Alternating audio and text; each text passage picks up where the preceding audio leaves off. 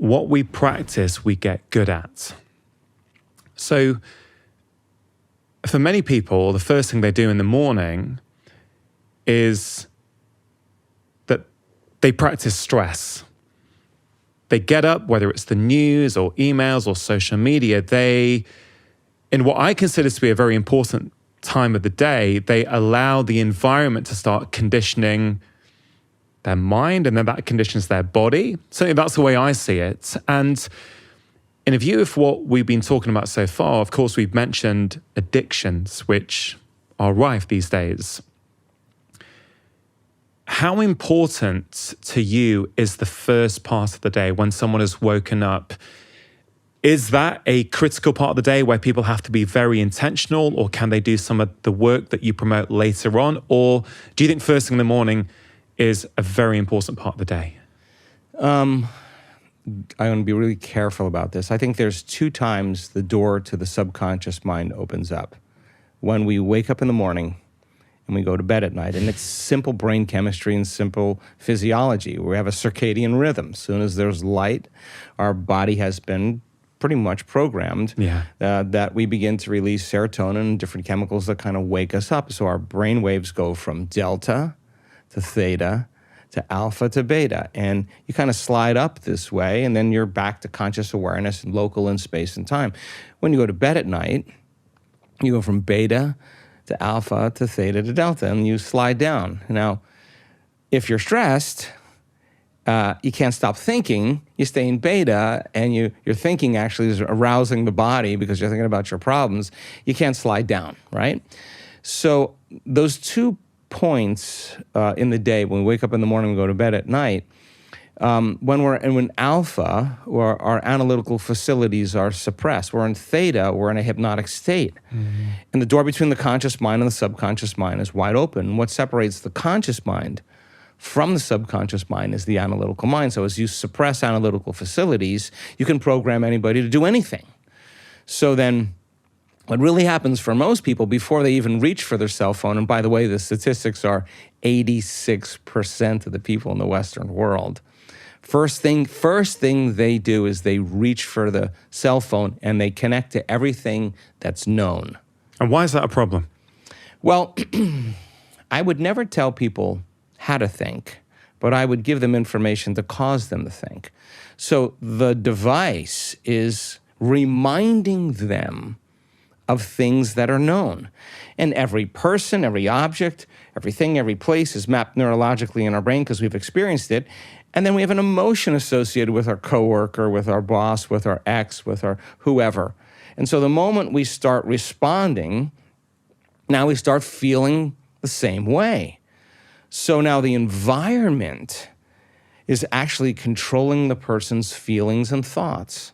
Yeah. And anything that controls the way we feel and the way we think, we're victims to.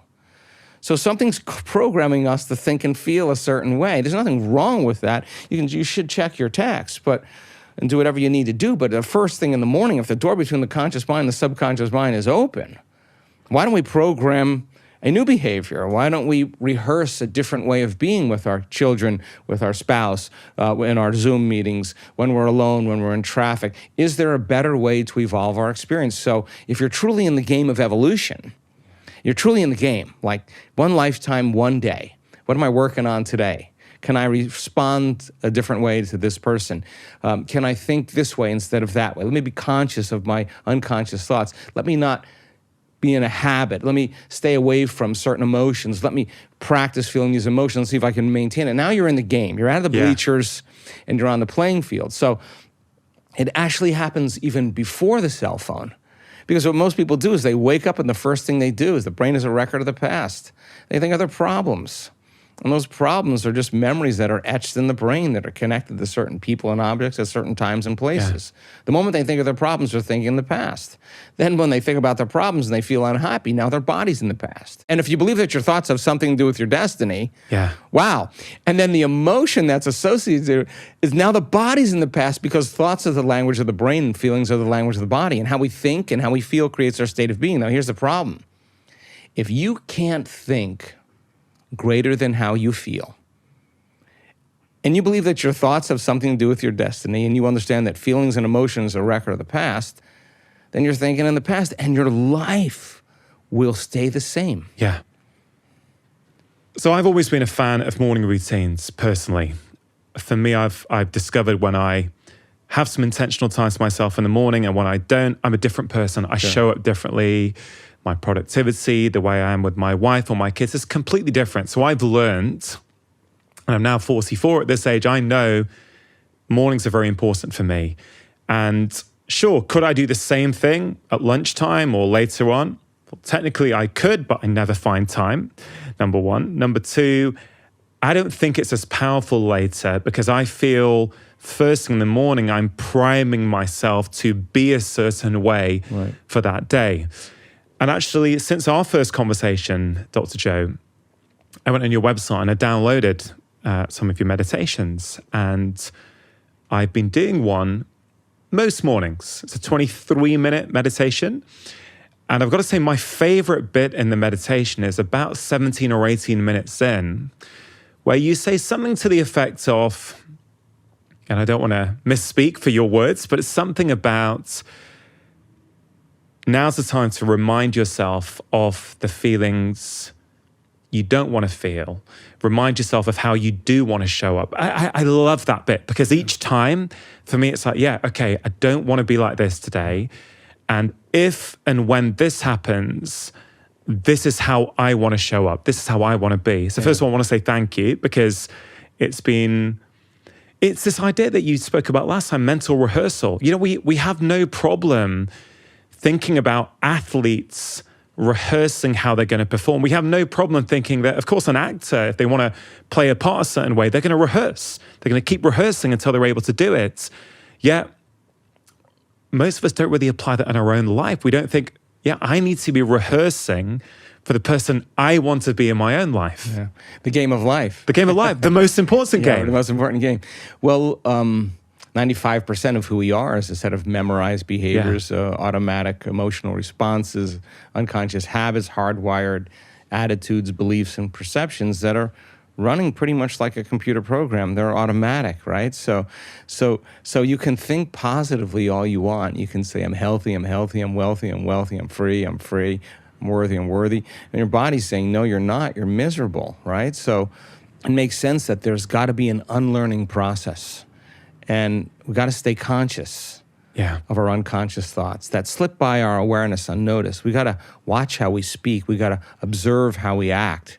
We got to pay attention to the way we're feeling, and we have to become so conscious of those unconscious states of mind and body that we don't go unconscious in our waking day. Because how you think, how you act, and how you feel is your personality, and your personality creates your personal reality. So if you're thinking the same way, you're acting the same way, and you're feeling the same way, nothing's going to change in your life, right? So then the unlearning process is as valuable as the relearning process. The breaking the habit of the old self has to happen before you reinvent a new self. You got to prune synaptic connections before you sprout new connections. You got to unfire and unwire before you refire and rewire. You got to deprogram and then reprogram. So how do you unlearn? Because I guess if we think about addiction, for many of us, this is just living in the past. We're just repeating behaviors that we've done in the past that made us change our state, that gave us that dopamine boost. I get you can meditate, you can feel that elevated emotion with a very, very high degree of emotional intensity. But how do you go about becoming conscious and unlearning those previous patterns? It's trial and error. Yeah. You got to go out into life and try it out. Okay, I've changed my internal state. You could have a great meditation. You can connect, your heart could open. This happened to me. You could open your heart, you'd be amazing, you feel like the day is invincible. And you get up, and then the rest of your day, you're unconscious, the 15 hours of your day. So you're gonna weigh 1 hour of being in a different state of being against 15 hours of you being unhappy and rushing and in a program. So then, how many times do we have to forget until we stop forgetting and start remembering? That's called change. How many times do we have to go unconscious to the point where we no longer go unconscious and we stay conscious? That's the moment of change. Now, if you're truly out of the bleachers and you're on the playing field, and this happens to a lot of people in our work, they say, I really believe that this is the truth. I really believe that you could heal yourself. I really believe you could change your life. I've seen the testimonials. I just never believed that it could happen to me. Now, this is a big moment. Now you're really stepping on the playing field. So a person who starts doing their work, they're not interested in healing. The person who's truly interested in this work, they understand that the only way they can heal is that they have to change. They're not saying, I'm going to wait for my wealth or my healing to happen in order for me to feel grateful and be joyful in life. They're saying, if I feel grateful, my healing's going to begin, right? If I feel more whole, then there should be some change in my gene expression. So they've studied the content, they've studied the information, and now it becomes extremely practical. So they may have a great meditation, and we've seen this happen to many people. They sleep better, they have less pain, they have more energy, but their blood values never change. Now, they don't say, oh, I feel better, but I'm failing, this doesn't work. They say, what is it about me that's stopping this from completely healing? Okay, how am I in my waking day? The moment you begin to ask that question, you turn on the frontal lobe, and the frontal lobe is the seat of your conscience. Now, the moment you start looking at the end of your day, how did I do? This is such an important question. How did I do today? Did I fall from grace? When did I lose it? And who did I lose it with? If I had another opportunity, how would I do it differently? They'll tell you, I've seen them stand on the stage and tell their story and say, I had to start really watching myself in my life. How I was emotionally responding to my ex, how I was emotionally responding to my financial problems. I had to really, really pay attention to that. And that takes an enormous amount of energy and an enormous amount of awareness to stop the program, right? So you forget and you go, damn, I went unconscious there. Now, you didn't lose, you didn't fail. You just became conscious. Now, if you keep becoming so conscious of your unconscious states, you're outside the program. You're only in the program when you're unconscious. The moment you're conscious, you can objectify your subjective self. So you can see yourself through the eyes of someone else. So the learning process comes from the mistake. The brain learns by mistakes and surprises. I've made enough of them in my life. It's just whether you're going to do it again. You want to do it again, you're back in the habit, back in the routine. If you say, this is it, the next time that happens, I am not going to do that. Not for anybody else, but because those emotions actually, my response to that person or that circumstance is actually weakening the organism. Is that person, that circumstance worth it? So then it's evolution. It's evolution. The challenge then has to be met with a greater level of mind. Now, if you're just doing your meditation just because you want to please God or do the right thing or feel good about yourself, that's going to get stale after a while because it's just going to become another routine between your coffee and your shower and your emails and your drive to work, and people aren't present, right? So the familiar past, conditioning is based on the past, that thought and the feeling, but habituation is the programming them to predictable future. That's the known. So if you teach a person how to find the present moment, that's where the unknown exists. And that takes a lot of energy and a lot of awareness. And yet, if you practice it, the body literally will begin to respond to the mind. It's like training an animal. It finally relaxes. And when that occurs, your response to people and circumstances in your life will be different because you overcame yourself at the beginning of the day. So I'm an early morning guy just like you. I get up really early. Why? Because nobody bothers me. What time? 4:30-ish, somewhere around there. And then what do you do? I get in my think box. What's a think box? Well, okay, what am I doing today? But I'm not going to sit down and just jump into a meditation. What thoughts, before I go into this meditation, am I going to stay away from? Well, what circumstances, what things I can think about later that aren't that important to me? What emotions, what memories am I going to stay away from? If I go there, I know what that's going to do. Why am I doing this meditation? What am I going to be doing? How am I going to do it? So I just like anybody who does anything really well, you get in your think box and you organize what you're going to do. Are you doing this in bed, or are you having coffee first? Or? I just get up, move around a little bit, do a few things, maybe write some notes down, because then I can assign meaning to the act. I can stay conscious when I'm in it. So you do all this before your meditation? Okay. Always. But then when I get in my play box, there's no thinking. I did all my thinking in my think box. You did all your thinking in your think box. Is that also when sometimes we wake up and there's these kind of thoughts that are just popping up? Is you writing down a few things, is you processing them, a way of sort of quietening down the noise so that you can drop into meditation? So let's say I have 10 Zoom meetings in one day. I look at my calendar and I go, okay, none of that, I'm going to get to all of that. This is not my time to think about the known. I know all this stuff is going to work out. I know how the Zoom meetings are going to go. Okay, but let me just make sure when I'm in these certain Zoom meetings that I'm leading with my heart and I'm being the person that I want to be as an example for my team. I want to make sure I'm communicating really clearly. I'll make time for this, that. Okay, I get all that out of the way. Well, that's all the known stuff. But when I come to execute now, well, what am I going to do to open my heart today? Like, what am I really going to do? When I do the breath to bring energy into my brain, what am I bringing? Like, where am I going to go to that? What do I want to experience? How do I do that? Let me just review that. Okay, then I'm going to open my focus. I'm going to go deep into nothing. I'm going to go as far as I can. And then when I get to that point, then I'm going to create. And when I create, this is what I'm going to create. So I'm not thinking in when I'm there, what should I create? I've already got that all worked out. I'm rehearsing. I'm getting clear on what I'm going to do. I'm getting clear on what I'm not going to do. I'm getting clear on how my last meditation was and how I want to evolve my next meditation. So then when I get to my play box, I'm not analyzing and thinking, because if I'm analyzing and thinking, I can't do it, right? So I get that worked out. If it takes me half an hour, I allow for 2 hours for myself. If it takes me half an hour to get very clear, and then sometimes there's disturbing things that I have to get through because there's meetings and stuff like that.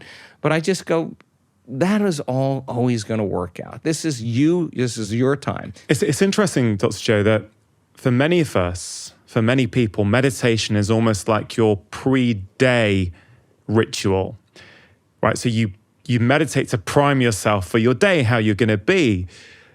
But when you talk about your morning routine, you have a pre-meditation ritual, which I find really, really interesting. Because I want to get into it. I want to assign meaning to what I'm doing. When you assign meaning to the act, you turn on your prefrontal cortex, and the prefrontal cortex says, "Quiet. Everybody that's not involved in this intention, settle down." So the frontal lobe will actually lower the volume to the circuits in the brain that are disturbance. So when you assign meaning to something, you get more value from it. So I just learned that if I just get in and just do my meditation, sometimes they're wonderful because I've done it enough times. But if I just drop in, it doesn't have any meaning. If it doesn't have any meaning, then it just becomes another routine. You're doing your meditation, but you're thinking about your coffee. You're drinking your coffee. You're already thinking about your emails. The brain's an anticipation machine, and we lose our free will to that kind of programming. So when I get my think box really clear, it's just like when I used to golf. I would just kind of look at where I was going to hit the ball. I was thinking about the club I was going to use, how I was going to swing, how I was going to feel. I work it all out in my think box. When I get my play box, I've done all my thinking. Now I'm just going to execute, right? So we found that when people do that, we do this in our week-long events. I'll always say to the audience, all right, after we come back from the break, so turn to someone now, and I want you to have a conversation about what you love about yourself, that you did really well in that last meditation. What did you stick? What felt right for you? What did you execute really well?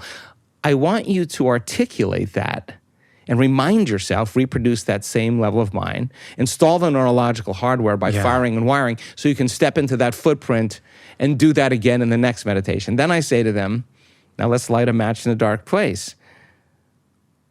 If you had another opportunity to do another meditation, what would you bring? What would you work on improving? What would you become aware of that you don't want to do, that you did in that last meditation? Let's get really clear about what you're not going to do. And if you had another opportunity, what you would do. And somehow that kind of shapes the brain for the next experience, for them to evolve their experience, because they're in the experience now. They're like, oh yeah, I'm not getting off the exit of my job. I'm not getting off the exit of my ex. I'm going to go straight. I'm going to just keep, you can make those turns in the beginning. It's normal. But you start making those turns, and then all of a sudden you're realizing, I'm not going to make those turns, and you drive right past the exit. I drive right past, I'm too old. I drive right past, I'm too out of shape. I drive right past, my disease isn't going to go away. There's something wrong with me. You just keep driving past those, and the next thing you know, you run into something big. So it's trial and error, you know? I mean, this is like, it's so important for people to realize if it took them 2 years to of chronic stress that develop their health condition, it's not going to go away into meditations. You know, when I tell them, I say, you're not that good. You're just not that good. Like, just get real here. Like, 1 foot in the quantum world, 1 foot in the real world. I'm a pragmatist. I don't want to talk about quantum superimposition if it has no value in my life. I want to talk about what it is that evolves my experiences. So if you're truly in the game of change, then you would be rehearsing how you were going to be in the next Zoom meeting if you were really off in the last one. If you wouldn't say, oh, I'm this way because of that person or that circumstance. That's that program of being a victim saying that person or that circumstance is actually controlling the way I feel and think. My response to that person is making me sick. It's actually weakening the organism. Okay, the next time I have that opportunity, if I'm truly in the game of evolution, let's see if I can stay in my heart and the whole time I'm not going to react. That would be a victory for me. That would be a victory. So then at the end of your day, you go, I actually kind of love myself. I actually got my behaviors to match my intentions. I got my actions equal to my thoughts. I had a new experience and it actually felt good.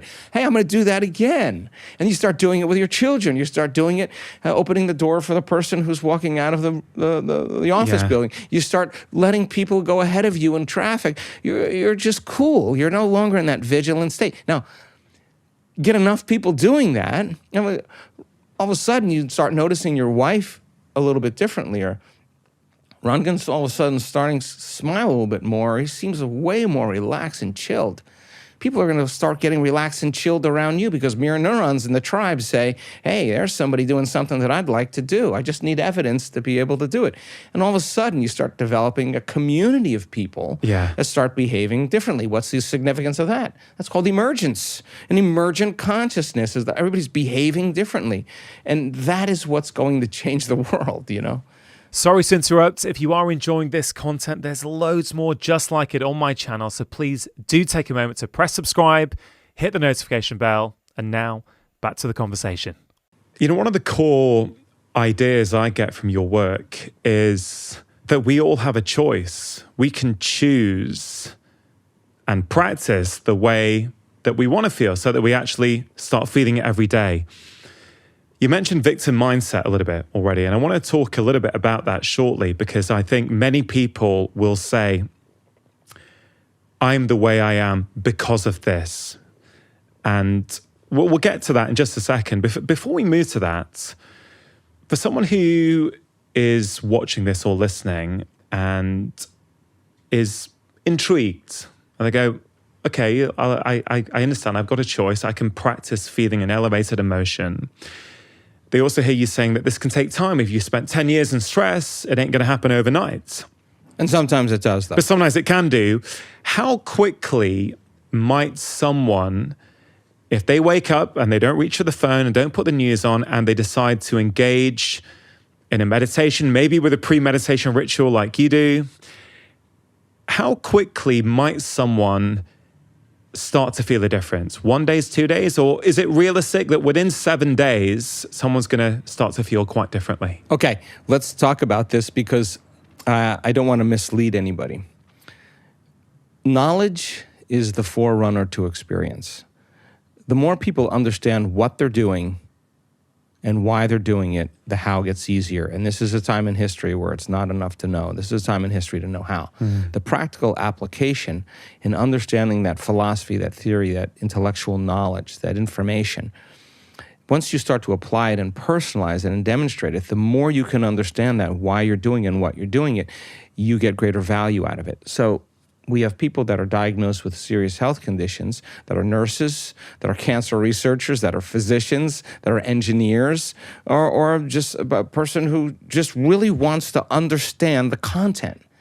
Now, it's so much easier to forget this information than to remember it. It's just, I always laugh at myself because I have to go back and relearn it again, and I think I know it pretty well, and yet I forget. I don't know why, but it's just the way it is. So when our meditations get stale, it's because we forget what we're doing, right? So the person who really, really takes the time to study instead of watching Netflix, instead of scrolling through TikTok, instead of getting on their phone and doing mindless texts or whatever, they're going to set aside an hour a day and I'm going to learn this information. When they sit down to do the work, they're present. Yeah. They understand if they feel this emotion, that they're going to signal a new gene in a new way. If they feel the other emotion, they're going to downregulate that gene and upregulate the gene for their disease. So now it's an understanding. Yeah.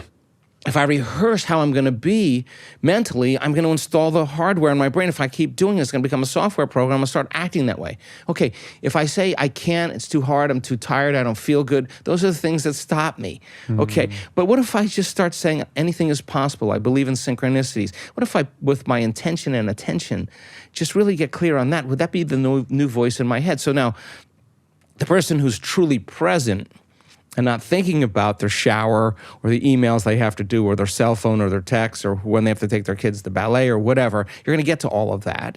The person who's truly present, if they follow the instructions, we've seen them have very significant changes. First, in their subjective experience of themselves. Like, wow, my back pain isn't there. That's kind of weird. Or, God, I slept better last night.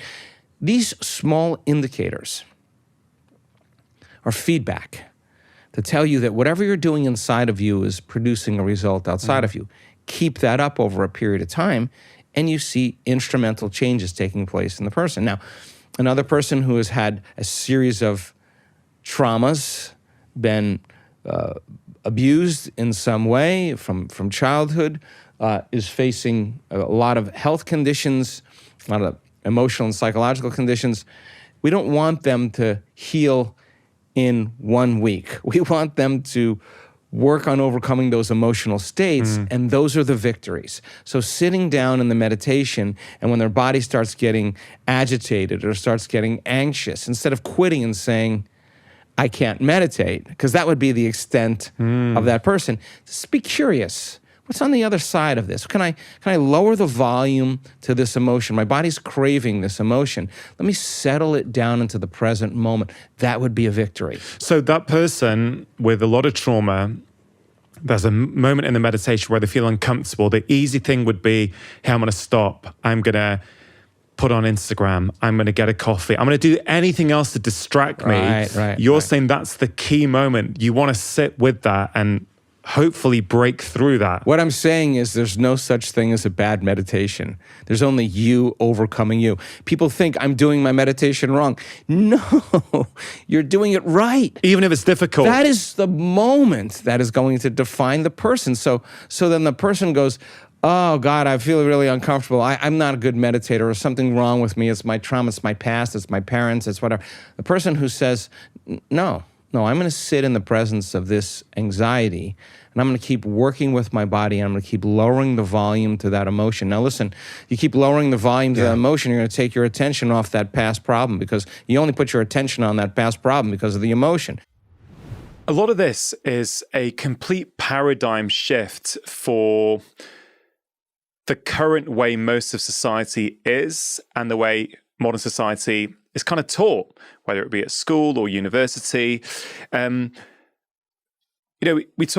I talk through the lens of a medical doctor and looking at the health of my patients, for many years I have said that, listen, we're missing lots of key skills as medical doctors because, what we've learned can be really good for acute problems and emergency situations, but it doesn't tend to work so well for these chronic conditions that didn't happen overnight, that they have developed because of our lifestyle. And I've said many times in the media over the last few years that about 80% of what we see is in some way connected to our collective modern lifestyles. I'm not putting blame on people. I'm just saying it's the way we are living these days is leading to not just things like obesity, type 2 diabetes, but also anxiety, depression, migraines, gut problems, low libido, whatever this barrage of problems we're now seeing as doctors is. But I've got to say, over the last few years, I've been wondering, well, yes, I still maintain that's the case, and I still want to make and help people make those lifestyle changes. But actually, I've realized it's not the root cause. It's not, I can go further upstream. Yes, lifestyle is important. If I can help people change, yes, it changes their downstream consequences on their health. But the way we think, our mental well-being, our happiness, I have actually come to the conclusion over last year, so that's even more important than lifestyle, because if we change the way we think and approach the world and respond to people and external events rather than, unconsciously reacting, well, that creates a new environment in our body where we naturally make better lifestyle choices. In fact, those lifestyle choices no longer feel like an effort, because a lot of the time, those lifestyle behaviors are simply a way for us to manage the stress in our lives. Would you how would you see that? Do you agree with that? Do you have a different perspective? I'm just very, very interested to hear your thoughts. No, I absolutely agree with it. I absolutely do. And I think that the one thing, if it took you 5 years of living in chronic stress and what are the emotions of stress and survival? Aggression, anger, hatred, competition, judgment, insecurity, envy, jealousy, pain, suffering, guilt, shame, fear, anxiety, depression, hopelessness, powerlessness. Those are all derived from the hormones of stress. And psychology calls the normal human states of consciousness. Those are altered states of consciousness. And so then if you're living in emergency and your response to your coworker, to your boss, to the traffic, to the news, to whatever it is, weakens the organism, and you're switching on that emergency system over time. No organism can live in emergency mode for an extended period of time. You're drawing from the body's vital resources, and you're converting all of its energy into chemistry for some threat, real or imagined. Okay, so then if you keep doing that in chronic conditions, there's no energy for growth and repair. To make sure you're taking action after watching this video, I've created a free breathing guide that's going to help you reduce stress, calm your mind, and boost your energy. In this guide, I share with you 6 really simple breathing practices that work immediately. Even just 1 minute a day will start to make a big difference. To receive your free guide, all you have to do is click on the link in the description box below. There's no energy for long-term building projects. The immune system dials down. The digestive system becomes out of phase. Hormones change.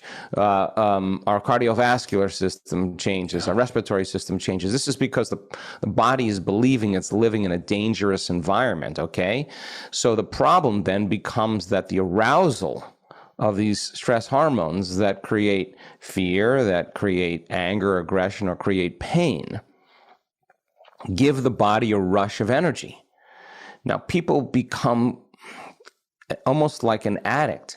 They need the problems in their life to reaffirm their addiction to that arousal, to that emotion. Yeah.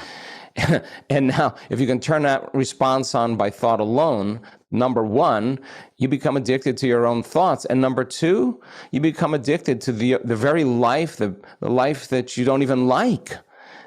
Yeah. So then you ask the person, why are you this way? And they'll say, I am this way because of this event that happened to me 5 years ago.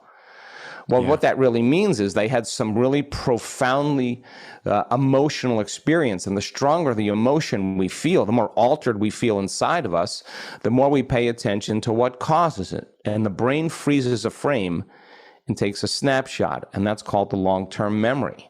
And so then that person then is altered biologically from that trauma, from that event. And what they don't know is every time they remember the event, they're producing the same chemistry in their brain and body as if the event was occurring. Okay, well then you tell the person, why are you this way? Well, then they'll tell the story about how it happened. And the research on memory says that 50% of that story, the way you recount it, is actually not accurate. It's actually not the truth.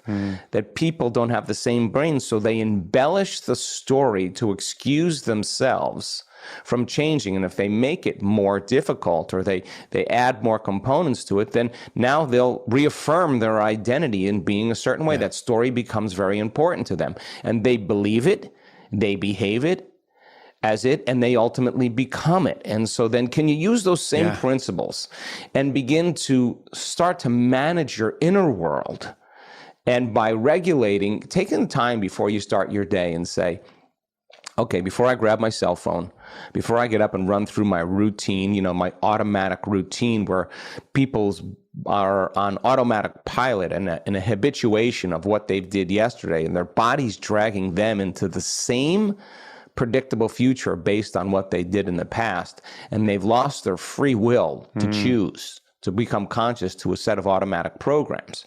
Well, if the familiar past is the known and the predictable future is the known, there's only one place where the unknown exists, and that's the sweet spot of the present moment. So if you said, okay, let me get present here. Let me remind myself of those thoughts I don't want to think. Let me remind myself of the behaviors I want to change. Let me review in my mind the emotions that caused me to move to a lower denominator. Let me become so conscious of that I won't go unconscious again. Let me remind myself who I do want to be, how I do want to think, how I do want to act, how I do want to feel. And let me see if I can get so good at doing this with my eyes closed when I start my day that I can do it with my eyes open.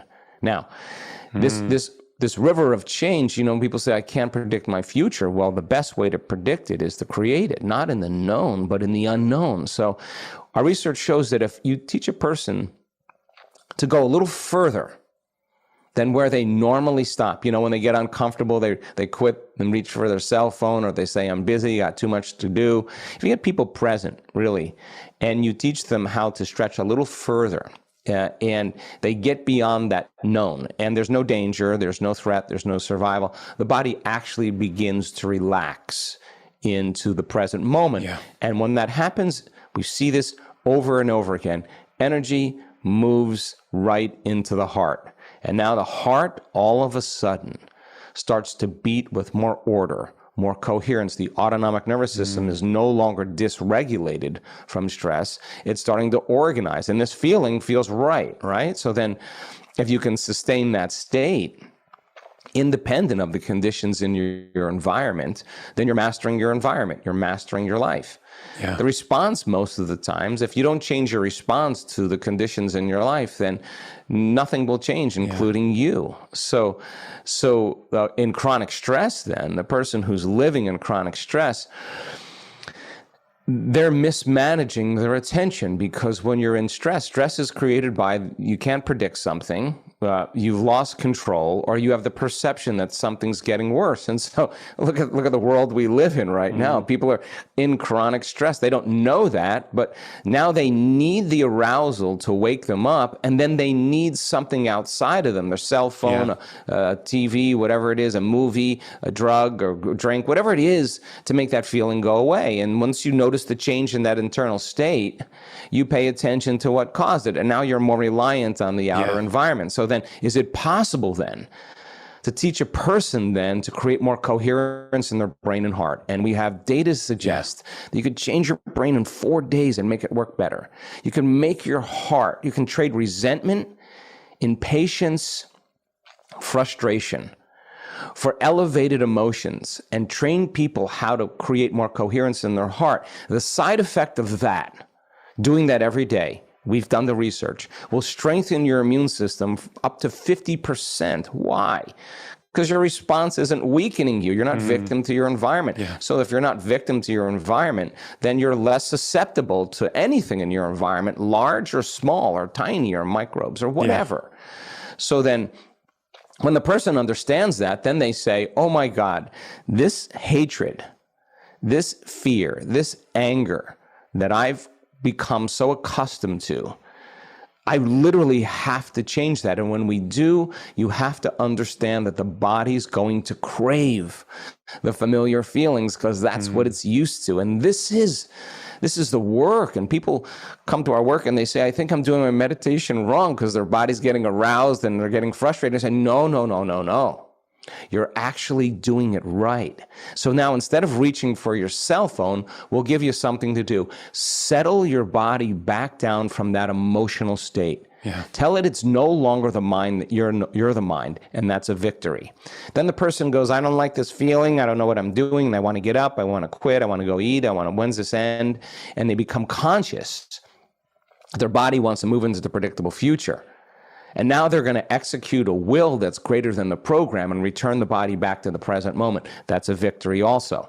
And if we keep doing this over and over again, and the stronger the emotions we feel, the more we pay attention to it. So every problem, every person in your life that you have an emotion associated with, you give them your attention. So as you lower the volume to your emotions, you take your attention off your personal life. And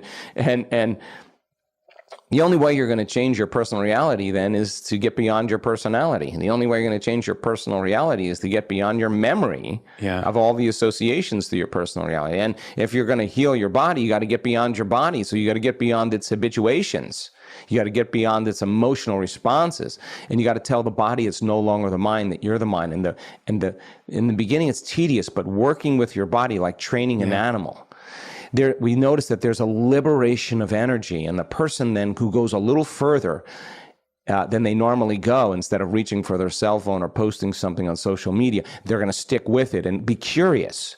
What's on the other side of this limited thought? What's on the other side of this familiar emotion? What's on the other side of this complaining and judging and analyzing? What's on the other side of it? Now, there's not a lot of agreement in society that says, Rangan, you have to sit with yourself and to know thyself, to become so conscious of those unconscious thoughts, behaviors, and emotions that I won't go unconscious again. And we found out that it's the overcoming process that is the becoming process. And people continue to overcome, and then they become that other person biologically. Yeah, I mean, this is so powerful. You mentioned curiosity. I think that's such a wonderful emotion, thought, feeling, value for us all to have and approach our life with. What might it look like if I didn't wake up and feel like this every day? Even just to imagine that that's a possibility, be curious about that. I think that's very empowering. You also said that many of us have become addicted to a life that we don't even like. That has stayed with me. That is so powerful, and I think people really need to sit with that. You mentioned rehearsal, but we're rehearsing, many of us, these negative emotions. We're rehearsing stress. We're getting better at being in stress because we're practicing every day. And you're offering a possibility to say, hey, listen, it may be uncomfortable at first. We know, we talk about comfort zones, right? Go for a longer run than usual. Go out your comfort zone. Have a cold shower, right? Get out of your comfort zone. But what your work, I think, speaks to is that we can get out of our comfort zone in our minds. So not with physical actions, but in our minds. Let's get out of your comfort zone. Think differently. And I wrote down this comment on YouTube, Dr. Joe, which on one of your many videos that have got millions of views on, there was this comment at the top. I watched this video a year ago. It completely changed my life. I got rid of 15 years of depression. I lost 15 kilos of weight. I got 1,200 meters more to my Cooper test. I turned my company from the gates of bankruptcy into profit and established 3 more companies. I've not been sick once after this. I basically addicted myself to the positive. And to me, real experiences like that really, I think, speak to the power of your work. There's a real empowerment that you're giving people. A lot of people, Dr. Joe, may be struggling and going, okay, look, I get that.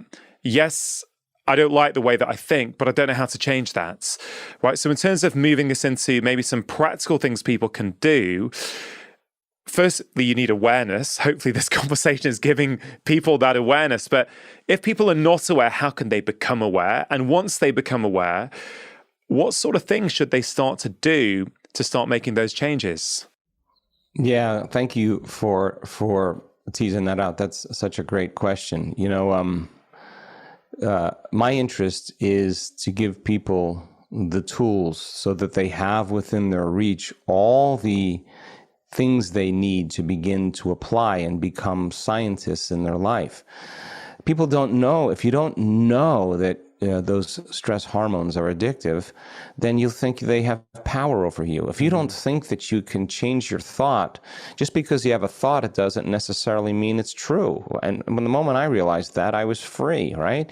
And if you isolate yourself a lot and you're not out in the world because of whatever, you'll start to believe every thought that you think is the truth. And so that challenge then of saying, okay, I do truly want to be happy. I do truly want to be healthy.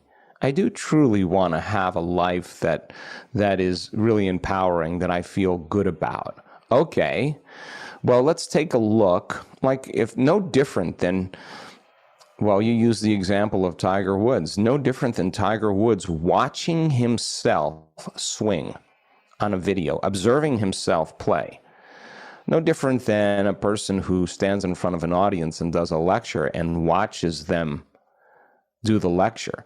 Nobody else will see what they see. They'll see themselves very differently than anybody else, and they'll see themselves do it, and they'll want to self-correct. They'll want to evolve their experience. Now, because we got this big frontal lobe, 40% of our entire brain, that's our conscience. That's the seat of our awareness. That's our creative center. When we ask the question, what would it be like to be in a different life or to be happy?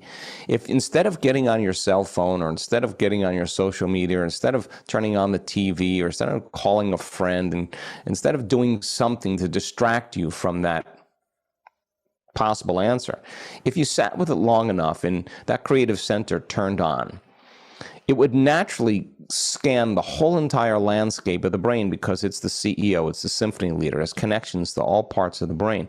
And it's going to look out over the landscape of the brain and look at the knowledge you've learned and the experiences that are stitched in your brain that are associated with what you know to answer that question.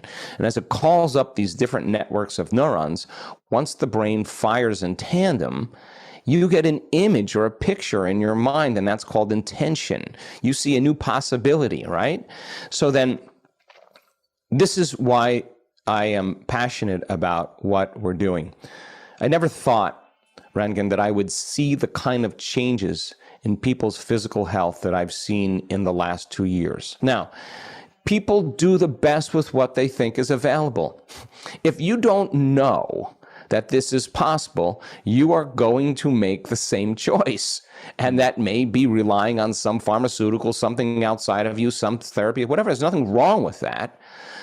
But if your response hasn't changed in your life, the efficacy of whatever you're doing is going to be diminished. Okay, so once I now know that people could heal from different health conditions, and there's evidence in the science and there's evidence in testimony, like the person that you just recited, that's one of many, many people that have had that experience. When they stand on the stage at our week-long retreats, and we call them up. Why do I call them up on the stage? Because they are speaking the truth. They are the example of truth. And I want people to become aware of that possibility. Why? Because if you're unaware of it, it doesn't exist for you. Consciousness is awareness, right? And so then with consciousness, you can't have consciousness without energy. So that thought of another possibility is a different energy. It's a different possibility. And so now, once you know it's possible, then, okay, now let's get down to stepping in the footprints that other people have left behind. Why? If you're telling the story of your past every single day and 50% of that isn't even the truth, then you're reliving a miserable life that you never even had. All for the reason to excuse yourself from change. Stop telling the story of your past and start telling the story of your future. Stop romancing your past and start romancing your future. Why not fall in love with your future as much as you've fallen in love with your past? If I do this as an experiment, and you're scientifically minded, make your life the experiment. Make your life the experiment. Okay, I'm going to be uncomfortable if I start making different choices. Okay, but I'm not going to white knuckle it and stay in this unknown. No. What I'm going to do is I'm going to work on making my brain work better. Let's work on making my heart work better. Let's put the whole thing together and let's practice. Yeah. And so then in the beginning, if it doesn't happen in 2 days, most people quit. Why? Because Amazon Prime can deliver to your door in a day, and you're used to that kind of entitlement of convenience. creating really and making change. If it took you 5 years to develop this health condition, it may take you a little time to uncreate it. But what you're looking for is those small, subtle shifts in your life and in your body. Once you start seeing those changes take place, now you're more invested. And you can't believe in a new future without believing in yourself. And you can't believe in yourself without believing in a new future. You have to choose yourself every single day. So the person when the drugs and everything else wasn't working, they were their own resource, and they understood that this was their medicine. And so every day they said, how did I do at the end of my day? When did I fall from grace? When did I go unconscious? When did I return back to the old me? Let me rehearse it. Tomorrow I want to evolve my experience. And it was no longer about healing. It was about changing. And they stand on the stage and they say, oh God, I just realized that I have to work on this more with my eyes open. I have to stay in this emotional state. I have to keep the vision alive in my mind. And it's so much easier to forget that vision of your future than to remember it. And it takes repetition and practice. And there is a very strong change that goes on when people start making the effort. So simple thing to do, wake up in the morning before you reach for your cell phone, ask yourself, who do I no longer want to be? Let me write down the thoughts today. Let me become so conscious of this is horrible, I hate my life. Let's just stop that thought, because that thought is going to produce a chemical that's going to signal your body to feel a certain way. Let's become aware of how I behave. Write down 2 behaviors. Do I complain? Do I blame? Do I rush? Write them down and just commit them. Review them in your mind. What emotions do I want to no longer feel today, or at least stay conscious of? Do I feel sadness? Do I feel suffering? Do I feel fear? Do I feel anxiety? Let me just become conscious of those. And if I start feeling that, I just want to become aware and see if I can change it. Okay, what do I want to change to? When I feel that, let me think this way. Let me review that. Let me review how I'm going to behave. Let me rehearse it in my mind. Let me teach my body emotionally. I want to be able to feel this feeling over and over again so well. I'll keep practice feeling it till I can feel it on command. Wow. Now that's greatness. That's getting out of the bleachers and getting on the playing field. And it's not going to be a linear process. But catching yourself, and when it matters the most is when it's the hardest. That's when it matters the most. Yeah, I mean, it's just wonderful, right? Wonderful hearing you speak with such passion. I love that idea that we should be our own experiment, because what I'm hearing is, listen, there's no side effects there. Well, there's no negative side effects there. Try it, right? Try it. There's no downside to trying to change the way that you think and practicing it and developing it like a skill. And I think that's the thing for me. This is a skill that you can practice, you can get better at. Just as if you get, you practice running, you may get faster and run for further distances. Well, let's also practice thinking in a different way. So I thought that was really important for people to have in the front of their minds. I practice on myself. I am in my early 40s and genuinely have never felt this good, Dr. Joe. Calm, content, happy. I know I'm responsible for my emotions and my thoughts. So I've now trained probably over 5 or 6 years to get to the point now where external events I don't allow them anymore to influence my state. And what you said about it not being linear. Yeah, I have a daily practice, a morning routine, which has a bit of meditation, a bit of breath work, a bit of positive mindsets. And you just keep showing up. You keep doing it. And then before you know it, you're in some sort of you're in a situation in life that previously you would have found incredibly stressful and gone on a negative, just like this negative mindset afterwards, which would have led to all kinds of compensatory behaviors. And you're like, oh, wow, I didn't react to that. I could see that big space between stress and response. And I want to be respectful to your time, but I'd love to just briefly cover meditation and brain waves if you had time, because I think, again, it's really helpful for people to understand that. Okay, well, let's demystify it. I looked it up. I looked up the symbol. What does that symbol that represents meditation mean? And the actual translation of the word means to become familiar with. That's what it means. So then when you become conscious of your unconscious thoughts, behaviors, and emotions, and become familiar with them, if you can become so conscious that you don't go unconscious and you're facing off with your old self and you have those thoughts, you're in a meditation, that's a good thing, right?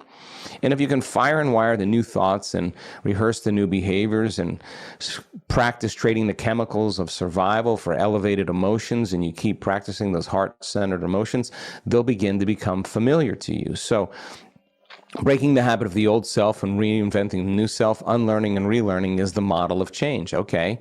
But when you're living in stress and you're living in survival and the brain is aroused, what we're doing when we lost control or we can't predict what's going to happen is we try to control and predict everything in our life. And the arousal of the stress hormones causes our brain to move in these brainwave states called high beta. Now, we're talking right now, and we're in low-level beta. We're in beta, and beta is conscious awareness.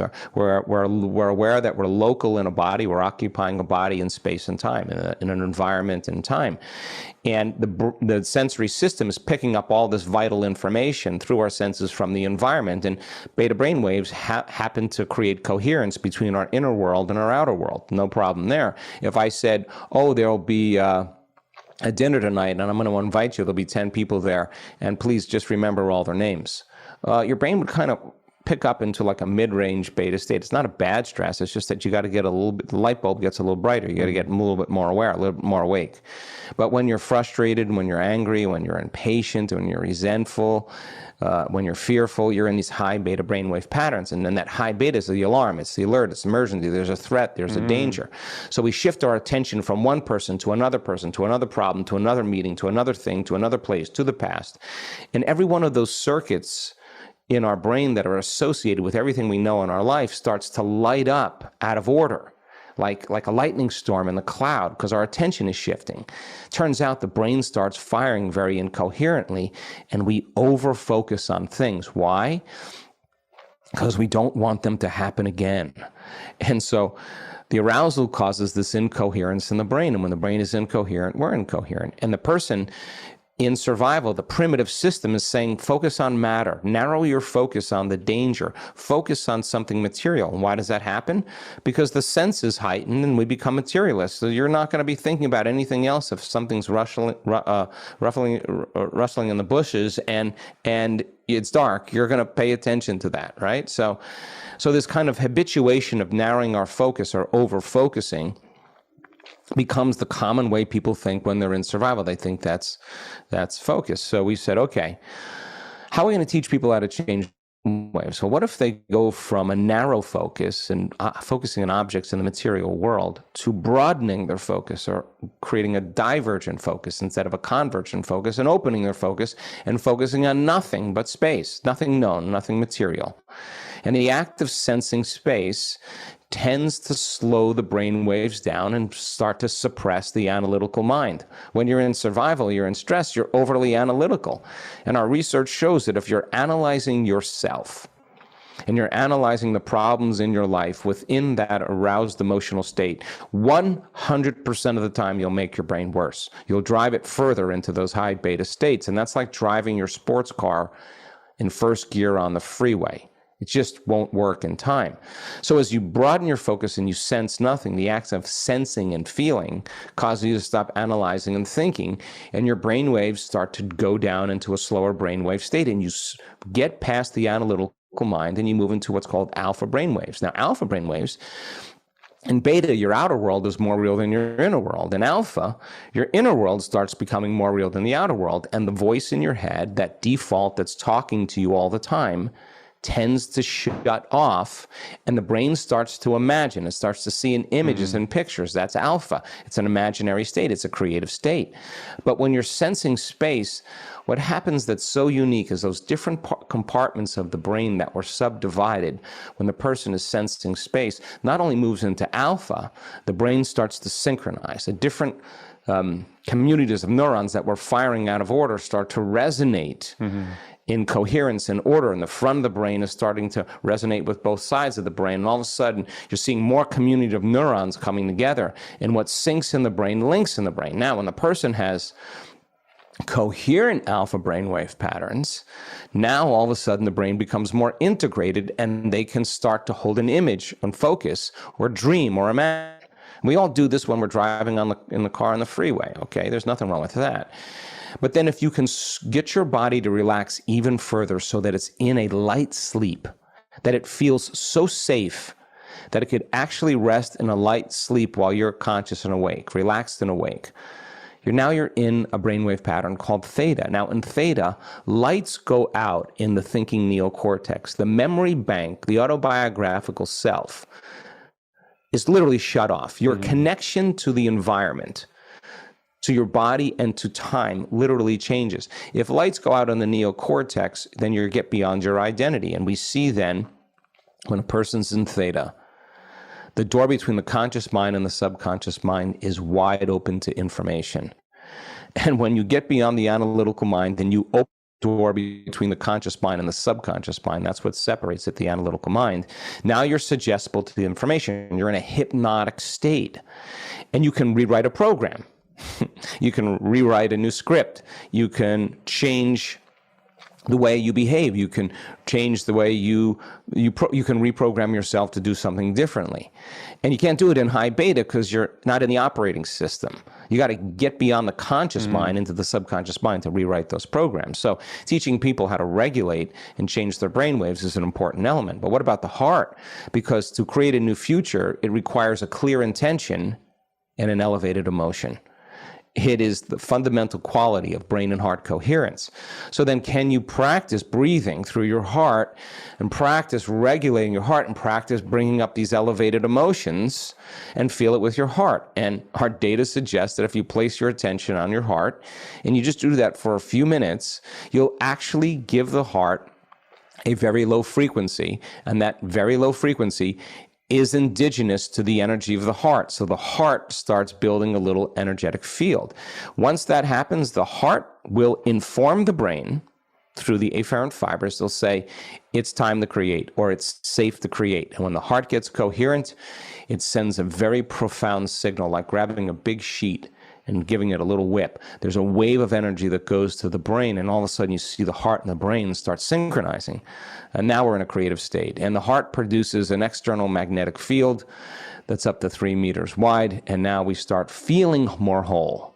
Now we feel like our future has already happened, and we're no longer looking for it. Why would we look for it if it felt like it already happened? And we're really relaxing into the present moment. So teaching people how to regulate their brainwaves and move into these slower frequencies, people get really good at it. And we have the data that suggests you could be 91, you could be 7 years old, you could have a disease, you could not have a disease, you could eat gluten, not eat gluten, you could eat meat, you could drink wine, you could smoke cigarettes. It doesn't matter. It's just people, once they learn the skill on how to change their brainwaves, they can open the door between the conscious mind and the subconscious mind. But intention is not enough. Intention is the directive. It's like the electrical charge in the field. The elevated emotion is the magnetic charge. It's what feels like the future has already happened for us. So brain and heart coherence, when you do that together, in a sense, you have a Wi-Fi signal. The body's emitting information and energy. And so we teach that as a way for people to really practice getting beyond their analytical facilities. And when they're able to do that, as we said over and over in this talk, it just becomes natural. It just becomes automatic. It just becomes a skill. I know you and your team teach a lot of these methods and meditations at retreats in all kinds of different ways. For someone who feels inspired by what you've said and thinks, you know what, I want to dip my toe in here. You know, meditation is all the rage these days. Many people from lots of different fields are talking about it. Is what you teach a specific type of meditation? Do you feel that all kinds of meditation have value for people to at least get going on this journey of opening up to space and just stopping the analytical mind? You know, I mean, if the environment is so seductive, and and if our body has been conditioned and habituated to be the mind, and we're either living in the predictable future or the familiar past, it makes so much sense to start our day to disconnect from the environment, to settle our body down into the present moment and get beyond its drives, its emotions and habits. That's the act, right? So we teach no specific form of traditional, cultural, religious meditation. In fact, that usually divides an audience. We look at the data. We look at the data, and we look at what exactly it is that either I say or the combination of everything put together with the sound and everything that produces these elegant states. Now, there's just not enough time, but I can tell you when a person gets really, really in the zone, they hit a really transcendental moment when they get to that point of theta and they go into an arousal. But the arousal is not fear. The arousal is not pain. The arousal is not aggression. The arousal is ecstasy. They're connecting. And that's the moment where we see an instantaneous biological upgrade that goes on in the person's body. Energy starts to inform matter, and we're lucky enough to be able to catch that on different brain scans. So then it makes sense then that knowledge is the precursor to experience. So you got to learn, you got to understand what you're doing and why you're doing it. You got to demystify the process. It's got to make sense to you. Yeah. That's why we have so many men in our events, because the men love the science. They're like, I'm not going to listen to my wife. It doesn't make sense to me, but she's all intuitive and feeling. But this, I can do this. It makes sense to me. So then when it makes sense to you, so then, as an example, we have this little course called the Formula. And the formula really is the understanding of brain and heart coherence. It's 30-minute lectures with 5 meditations. I think there's 12 or 13 sessions. Easy, digestible way to understand. Then once you understand the knowledge, you'll say, okay, let me try working on the present moment. Okay, now that I got that down, let me try this. And so we build, step by step, because I want to set people up for success. And I want to set it up so that it's within the realm of their acceptance, where they don't go, oh my God, this guy's killing me. I got a busy day here and I can't sit here. But if it's in increments and it's digestible and you can understand why you're doing it and what you're doing it, then the how gets very easy. And that's what we want people to do, to experiment. Let me try this out for 2 weeks and let's see if anything changes in my life. If it does, I'm going to keep doing it. Now, so communities of people, we have, a huge community around the world. And what I love the most about our community is we're doers. They don't go, oh God, I got to meditate today. No, they meditate because they don't want the magic to end in their lives. They're doing it because events, they're no longer going anywhere to get what they want. Somehow it seems like it's coming to them. Yeah. They're a magnet. They're synchronicities, the serendipities, the coincidences, the opportunities are coming to them as a result of doing the work. And now they're believing less that they're the victims of their life. And now every coincidence, every opportunity informs them that they are the creator of their life. And now the game starts to change, because now if you truly believe that you are the creator of your life, then you got to make time to create and you got to experiment in the game called life. Yeah, it's so powerful. I think at the very least, I think this conversation will have inspired people to say, I can change the way I think. I can maybe start my day by not letting inputs in from the external world, keep the cell phone off, keep the TV off, keep the news off, spend some time with myself, thinking, rehearsing. Even that would be a great start for people, just to start changing the pattern, the addiction to the life that they currently have. If we had longer, there's so much more I would have spoken to you about. Maybe we can do a part 2 at some point in the future. But before you leave, Dr. Joe, this podcast is called Feel Better, Live More. When we feel better in ourselves, we get more out of our life. And I think it's very clear from your research and your years of service to people that when we think better, when we think differently, we're going to get more out of our life. Have you got any final thoughts or words to people who are struggling? They don't know where to turn. They think the way that they currently feel is the way that they always are going to feel. And they're getting a little bit of inspiration here. Have you got any final words for them to help, set them off on that journey? Yeah, it's really simple. You already know how to do this. Everybody on this podcast has done something great in their life. Everybody's done something great. And what happened?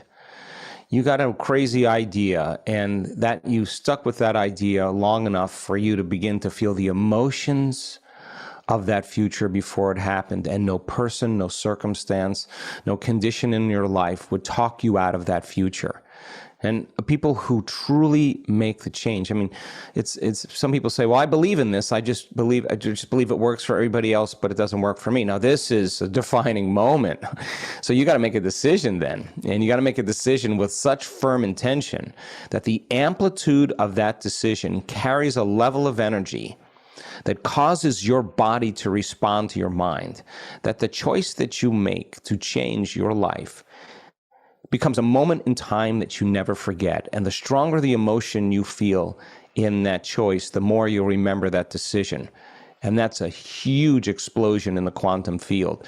And you're giving your body a taste of the future emotionally. And if we did that every day and got up from our meditations or our inward introspection or contemplation differently than when we started, and if you can maintain that modified state of mind and body your entire day, get ready, because weird things are going to begin to happen in your life. It's the law, and they're going to come in ways that you would never predict, that you would never expect, because if you can predict it and expect it, it's the known. It's got to come in a way that surprises us, that leaves no doubt that what we're doing inside of us is producing some effect outside of us. And the moment we correlate the changes we're making inside of us with the effect we're producing outside of us, we're going to pay attention to what we did and we're going to do it again. And that's when we start to become more of the creator of our lives instead of the victim of our lives. We know how to do this. We already know how to do it. The brain is wired to be creative. It's just that we have to learn how to break the survival state and those automatic thoughts and those habituations of behaviors and the emotions that we live by every single day, to a point that when we overcome it, we become somebody else. And who gets to be the beneficiary of that? We do.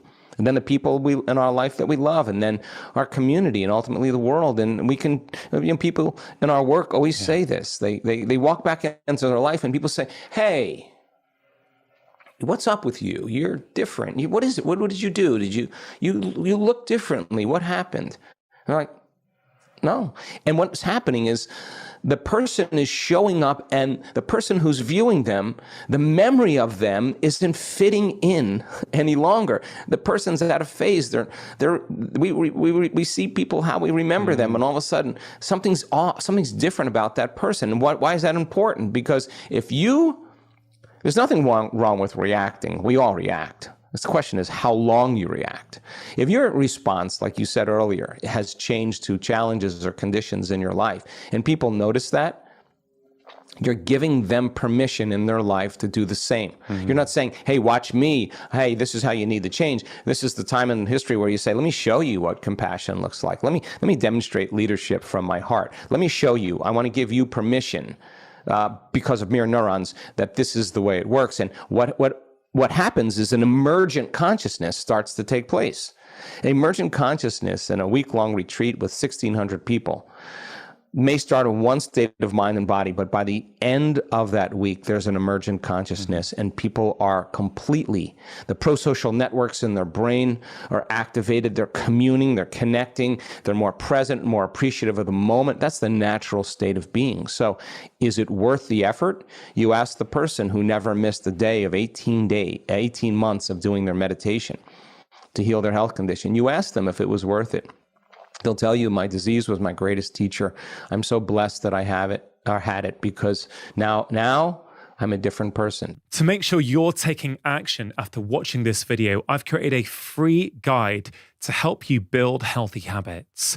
We can all make short-term change, but can those changes become a fundamental part of our life? Often they don't. And that's why in this free guide, I share with you the 6 crucial steps you need to take. They're really, really effective. If you want to get hold of that free guide right now, all you have to do is click the link in the description box below. Trauma, right? there's a lot of awareness growing now about trauma, the impact of our childhoods, how we're spoken to, the beliefs we take on as kids, how that impacts us as adults. Now, one approach to deal with trauma is to go there, to go and unpick it and uncover it and see a therapist and detail what happened, why it happened, get an understanding of why you're behaving a certain way as an adult. Now, I think for many people, I include myself in this, that can be incredibly powerful and incredibly important. But I also see, when I think of your work, I wouldn't say it's mutually exclusive necessarily, from the outside at least, but is there a danger that we can spend too long in our trauma, processing our trauma, trying to think about it? Because effectively, a key message from your work is don't get stuck in those emotions of the past. Don't let your past define you. Think about that vision of the future. Start to feel what you want to feel in the future so you can experience it right now. But can someone go back, revisit their trauma, try and process it? Mm-hmm. And is that approach consistent with yours? Or would you say it's a better approach, or a different approach is to not spend time there, just create the new reality? Yeah, I think I'm down the middle on this, okay? I think there are many modalities that work for trauma. What I've discovered is that insight never really changes behavior. You can see that your father was overbearing or was an alcoholic, or you could see all these different things, like you could come up with the insight of all these different things. The problem that I see with people is then they tend to excuse their change by saying, oh, I had a rough childhood, that's why I am the way I am. They're excusing their present position. So, and again, trauma is a difficult thing, but for me, the person who's living by the identity in their life that they were traumatized as a child or whatever it is, or they've had a trauma in their life, I'm not saying forget the trauma and create another emotion. I'm saying that the person who's willing to go through the emotion and keep working on lowering the volume to it. We have had so many people in this work with brutal pasts, really, really difficult pasts, do the work, and finally they reach that point where they just break free from the emotion. They look back, and I have interviewed enough of them. It's the same thing. They look back at their entire past, and they don't want to change one thing in their past because it brought them to this elegant moment where they're liberated. They see their betrayers, they see their abusers, they have nothing but love for them. Now, the side effect of that, and many times they'll say, it was like my heart blew wide open. They had to pass through the valley of the shadow of darkness to get there. And they just thought, I don't know if I can go any further. And they went one more time. And the body literally was liberated from the past, right? Because the trauma is not just in the brain. The trauma is stored emotionally in the body. So you want to take the body out of the past, out of the known. What do you think the body's going to say if it's been conditioned to be the mind? The unknown is a scary place. You step out into the unknown, you're going to be unprepared for that trauma. You don't know how it's going to happen. And so the person keeps clinging to the known. But when the person finally overcomes the emotion, the body literally is freed from the chains of the past. The side effect of that is seeing the past from a greater level of consciousness. Lo and behold, there goes the suicidal tendencies, there goes the dysfunction, there goes the irritable bowel syndrome. That was because the body was still living in that past event by living by the same emotion. So the research on memory is kind of fascinating, and I've studied it enough. The way we recount the past is not the way it happened, even if you absolutely think you remember it being that way. So we don't have the same brain as we did when we were 8 years old or 12 years old or 20 years old. We have a different brain. We have a completely different brain.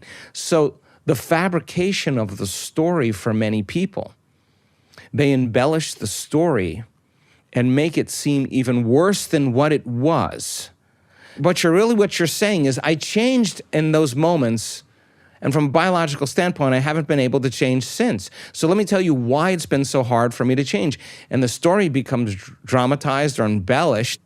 And the person works them up, fire themselves into this emotional froth, and then fires and wires the same circuits in the brain, and they're actually reaffirming their limitation. Now, there's nothing wrong with that. I think we're just taking too long, right? So 50% of that story isn't even the truth. It means, in a sense, we're reliving a miserable life that we never even had.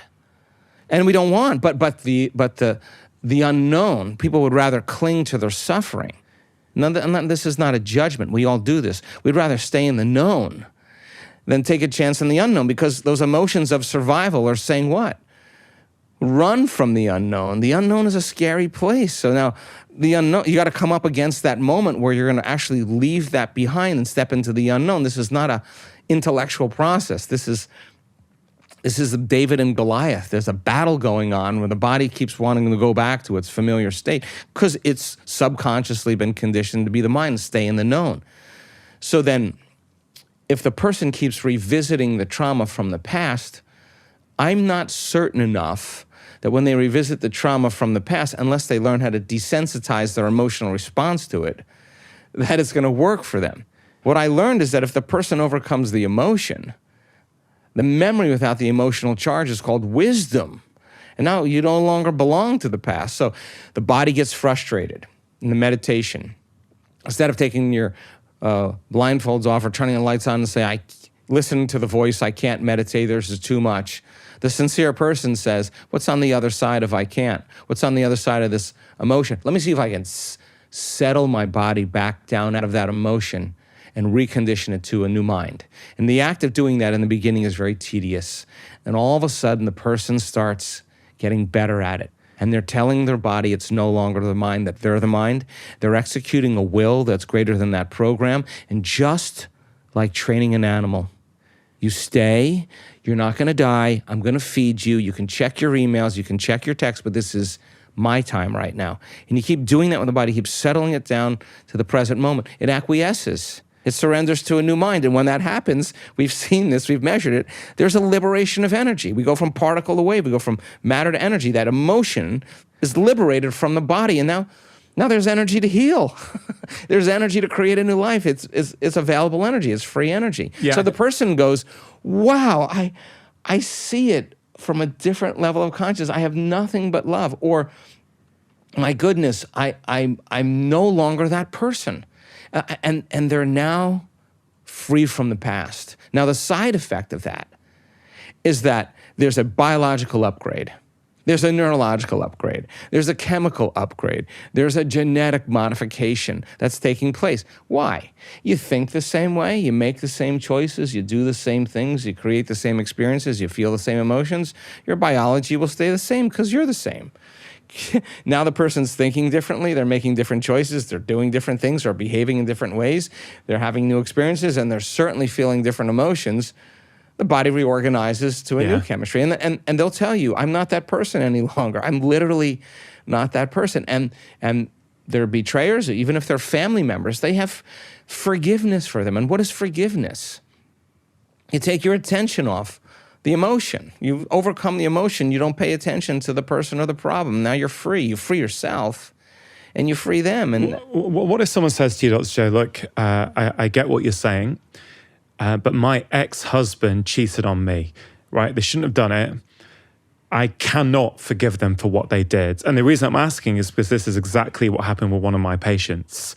Because this often happens. So I talk a lot about forgiveness. And a lot of people push back. They go, yeah, I want to, but you don't know what happened to me.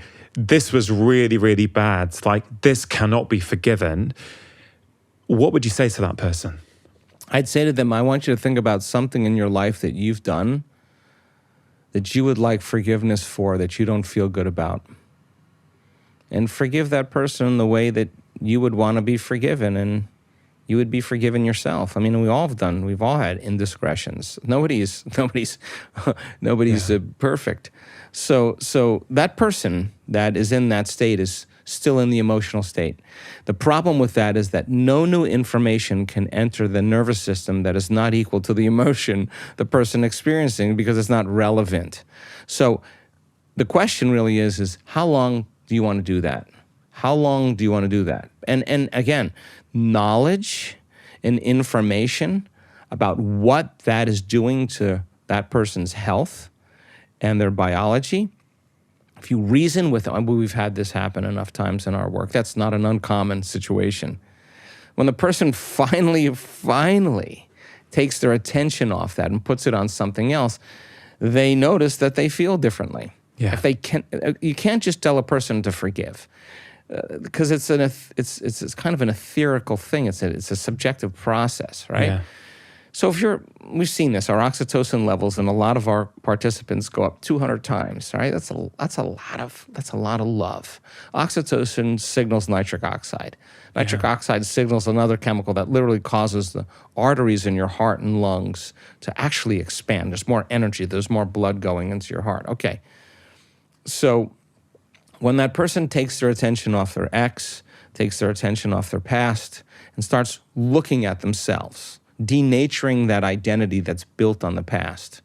See, that person had a reaction to that circumstance, and that reaction produces a refractory period of chemicals and emotions, right? And if you don't know how to control that refractory period, and it lasts for hours or days, it's called a mood. You keep that same refractory period going on for weeks or months, now it's a temperament, one long emotional reaction. You keep that refractory period going on for years on end, that's a personality trait. And most people's personalities are defined by, I am this way because my husband cheated on me. What you're really saying is, you haven't changed in 10 years, and you're giving your vital life force to that person.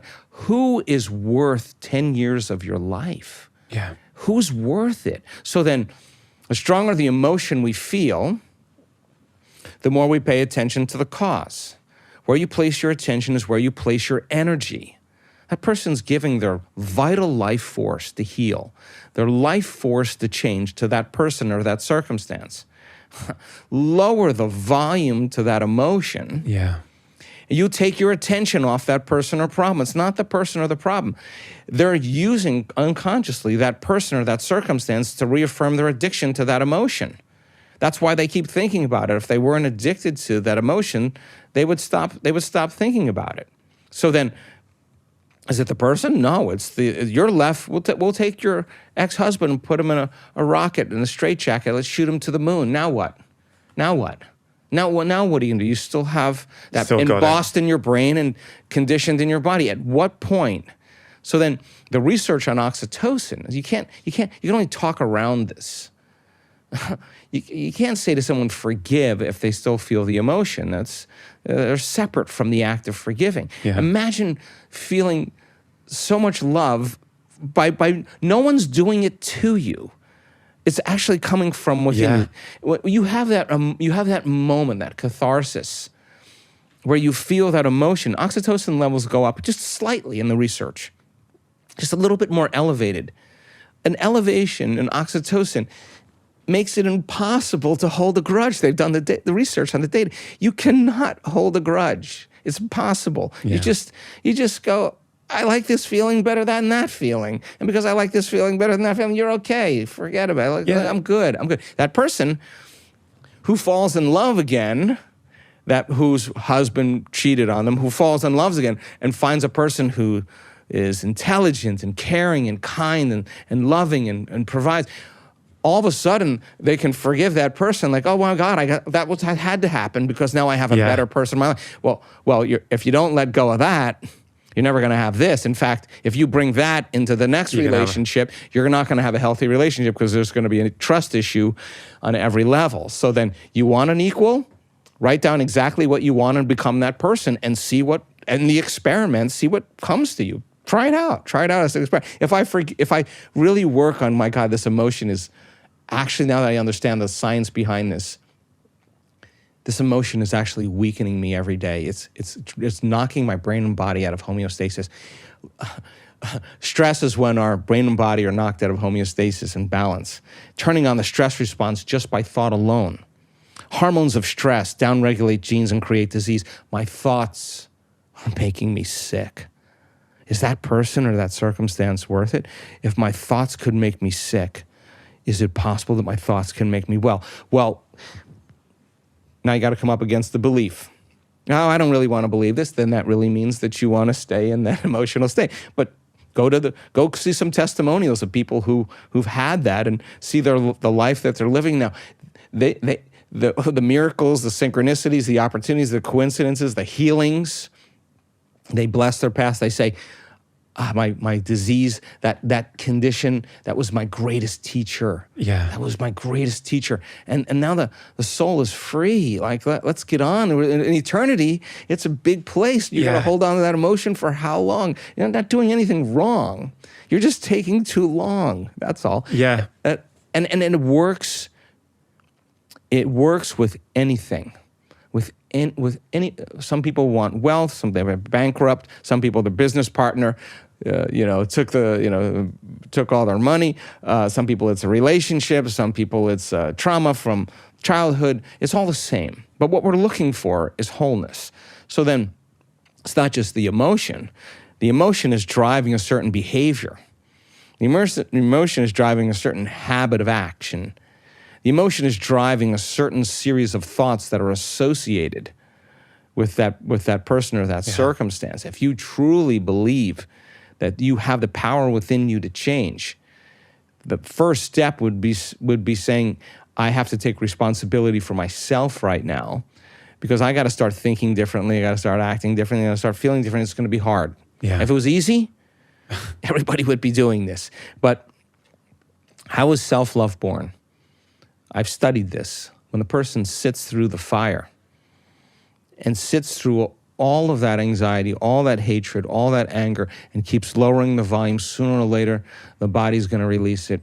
And when it's released, forgiveness is the side effect. You take your attention off that person because you no longer have the emotion to keep your attention on. And in fact, you feel so good. This feels better that you naturally forgive. It's not like, now you're forgiven. It's not like, hey, look at me, I'm forgiving you. It's just kind of like, wow, isn't life great? Yeah. Whoa, you're good. I mean, you're good. I'm getting on with my life right now, right? So emotions keep us stuck in the past, and we tell that story, and we reaffirm it, we get in trouble. It subjectively feels better to forgive and practice gratitude and joy. But biochemically, you change as well. This particular patient, when she did ultimately learn how to forgive, because her lifestyle, her diet was fantastic up to that point, but she had chronic high blood pressure. As soon as she started to learn how to forgive, blood pressure starts coming down. Sure. And you know this full well. Like yes, subjectively feels great, but it is literally changing your physiology at the same time. And let me just say one thing about that, because you could have the most organic, vegan, gluten-free, ketogenic, triple filtered water, take all your vitamins, take all your nutrients, work out, do Pilates, do yoga, do your breathing, you do all of that. Get your body chemically balanced, get your body physically balanced. But if you're not going to get your body emotionally balanced, forget it. Yeah. Because the moment you get emotional, your body literally goes to the past. That's the one that matters the most. And people, once they realize it's the emotion that's signaling the gene, oh my God, I better start really taking care of my emotional balance as much as I do with my physical exercise and my diet and all that other stuff. Yeah, I completely agree. This is, for many years I was focused on food and movement and sleep, and I still am. I am too. Those things are important, but I realize actually, if you want to get to the root of the root, it's up here. Yeah. It's how you think. It's how you deal with conflict. It's how you approach the world. It's also, Dr. Joe, what you said about awareness. Like the really powerful idea, one of the many powerful ideas I get from your work is it's about evolution, right? So if you've never meditated before, sure, start meditating. Learn how to meditate. Have a great meditation. Great. That's going to be better than if you weren't doing it. But then learn, I had a great meditation, but I still was judging my coworker. I still reacted to my boss. Okay, cool. Tomorrow, I'm going to see if I can show up and not react in that way. So it's not, and again, we're talking about trauma. You're not saying don't go back and revisit it. You're just saying, hey, maybe don't stay there too long. Maybe if you've been trying to process it for 10 years and you're still there, maybe it's time to shift a little bit. Is that fair to say? Yeah, and look, I mean, we're human beings, we're so programmed for survival. And when you're in survival and you're threatened and there's a danger, you prepare for the worst. Yeah. So the person who's traumatized is actually anticipating the event to happen again. And they're preparing themselves for the worst case scenario because there's better chances of survival if you prepare for the worst. So the brain naturally fabricates an outcome, but it actually says, well, what if this happens? And what if that happens? And now this is a really vivid imagination, but it's working against us in a lot of ways. So there's nothing wrong with this. I mean, we've all done it. You've had a trauma, you've had an insult, you've had, a betrayal, you have whatever, and then you get wise from the experience, but then you're always, if it's really a strong trauma, then you're expecting it to happen again, right? So the brain is selecting out of the infinite potentials in the quantum field, the worst case scenario, and then emotionally embracing the outcome before it happens, a thought and a feeling, an image and an emotion, a stimulus and response, and they're conditioning their body into the mind of that emotion. They're reliving their past in their future every single day in the present moment. And now it becomes a very visceral and subconscious process. So it takes an enormous amount of will. It takes an enormous amount of awareness and energy to break that apart. And we have so many brain scans of people that have severe anxiety. And you cannot be anxious if you're in the present moment. And they just kept catching themselves, going to that thought and feeling that feeling and bringing it back. And then getting frustrated and going, ah. And then all of a sudden they're there again. Well, why are they there? Because they've been practicing that. You keep practicing feeling anxious, you get really good at it. Yeah. You start practicing feeling gratitude, you get really good at that. We're doing a study with children in Australia, and I say to them, you practice being angry, you'll get good at being angry. You practice being kind, you get really good at being kind, and it feels better. At its core, it's that simple. It's that simple. It really is. What you practice, you get good at. Exactly. One thing I've heard you say recently, which has been really helpful for me, is that you don't get up from your meditation until you've overcome that emotion, until you've reached that place of calm and gratitude and joy. And if I think back to when I started meditating on and off maybe 10 years ago, some days I'd drop in, it would be great. Other days it would be really hard. I think, oh, not today. So I'd walk out of it. I'd go, oh, not today. With a complete misunderstanding that, it always has to be perfect and joyful. Whereas now, I know it's a practice. I sit there for the entire time. Some days it's wonderful. Other days it's hard. Yeah.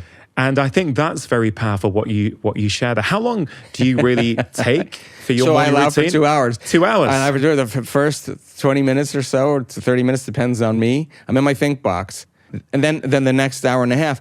If it takes me an hour, Rangan, to get to the present moment, I will not get up for my meditation until I get there. So I'm just uncompromising to that because I know that if I overcome myself, it's the overcoming process, that's the becoming process. So if I stretch myself past it doesn't feel good and I break through, then I'm a different person the rest of the day. If I get up and quit, then I'm the same guy. Yeah. I can't expect anything really magical to happen in my life. So I'm just willing to just go that distance because I think that if you get up as the same person that sat down, nothing really happens. Nothing really happens. And we've talked to so many people that have had so many transcendental, profound experiences, and they look back at all the meditations that they've done, and it's not the good ones they remembered. It's the ones where they sat through the fire and they love themselves for doing it. They love themselves because they sat through it.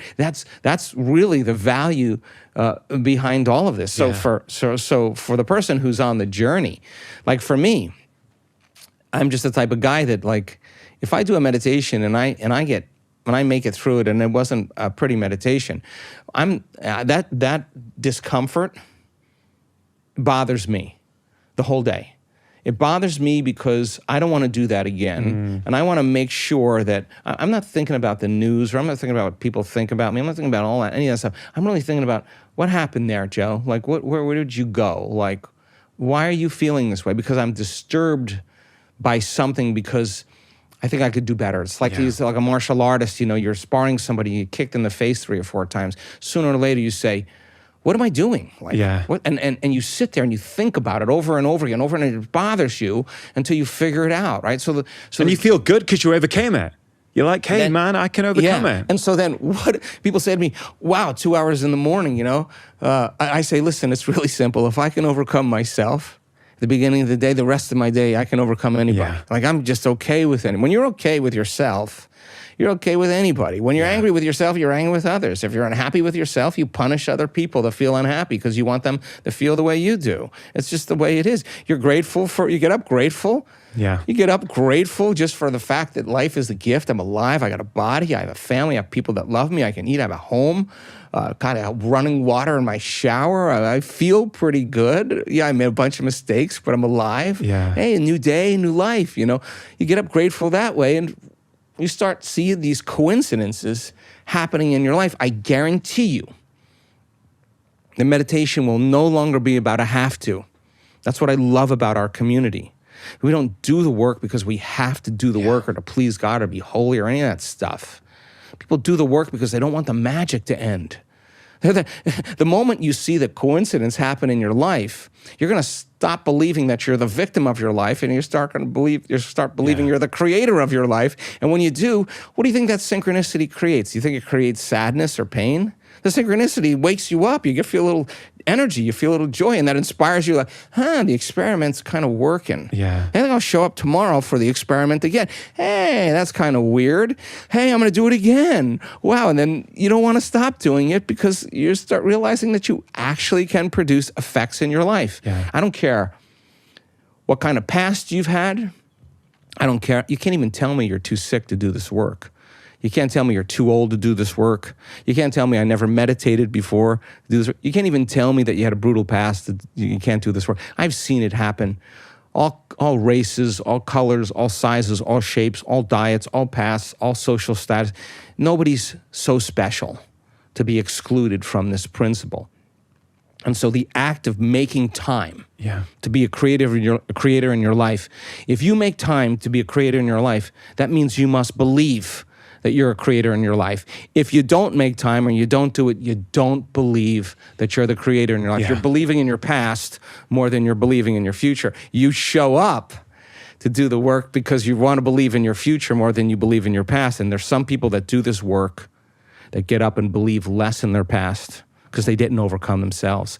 And then there's people who do it every day and they get up and they believe more in their future every day. And the side effect of that are all these wonderful changes that begin to happen in a person's life. And they say what everybody says, I knew it was the truth. I just had to prove it to myself.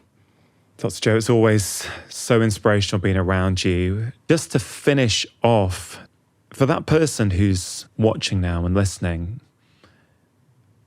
and says, hey, Doc, I understand what you're saying. I get it.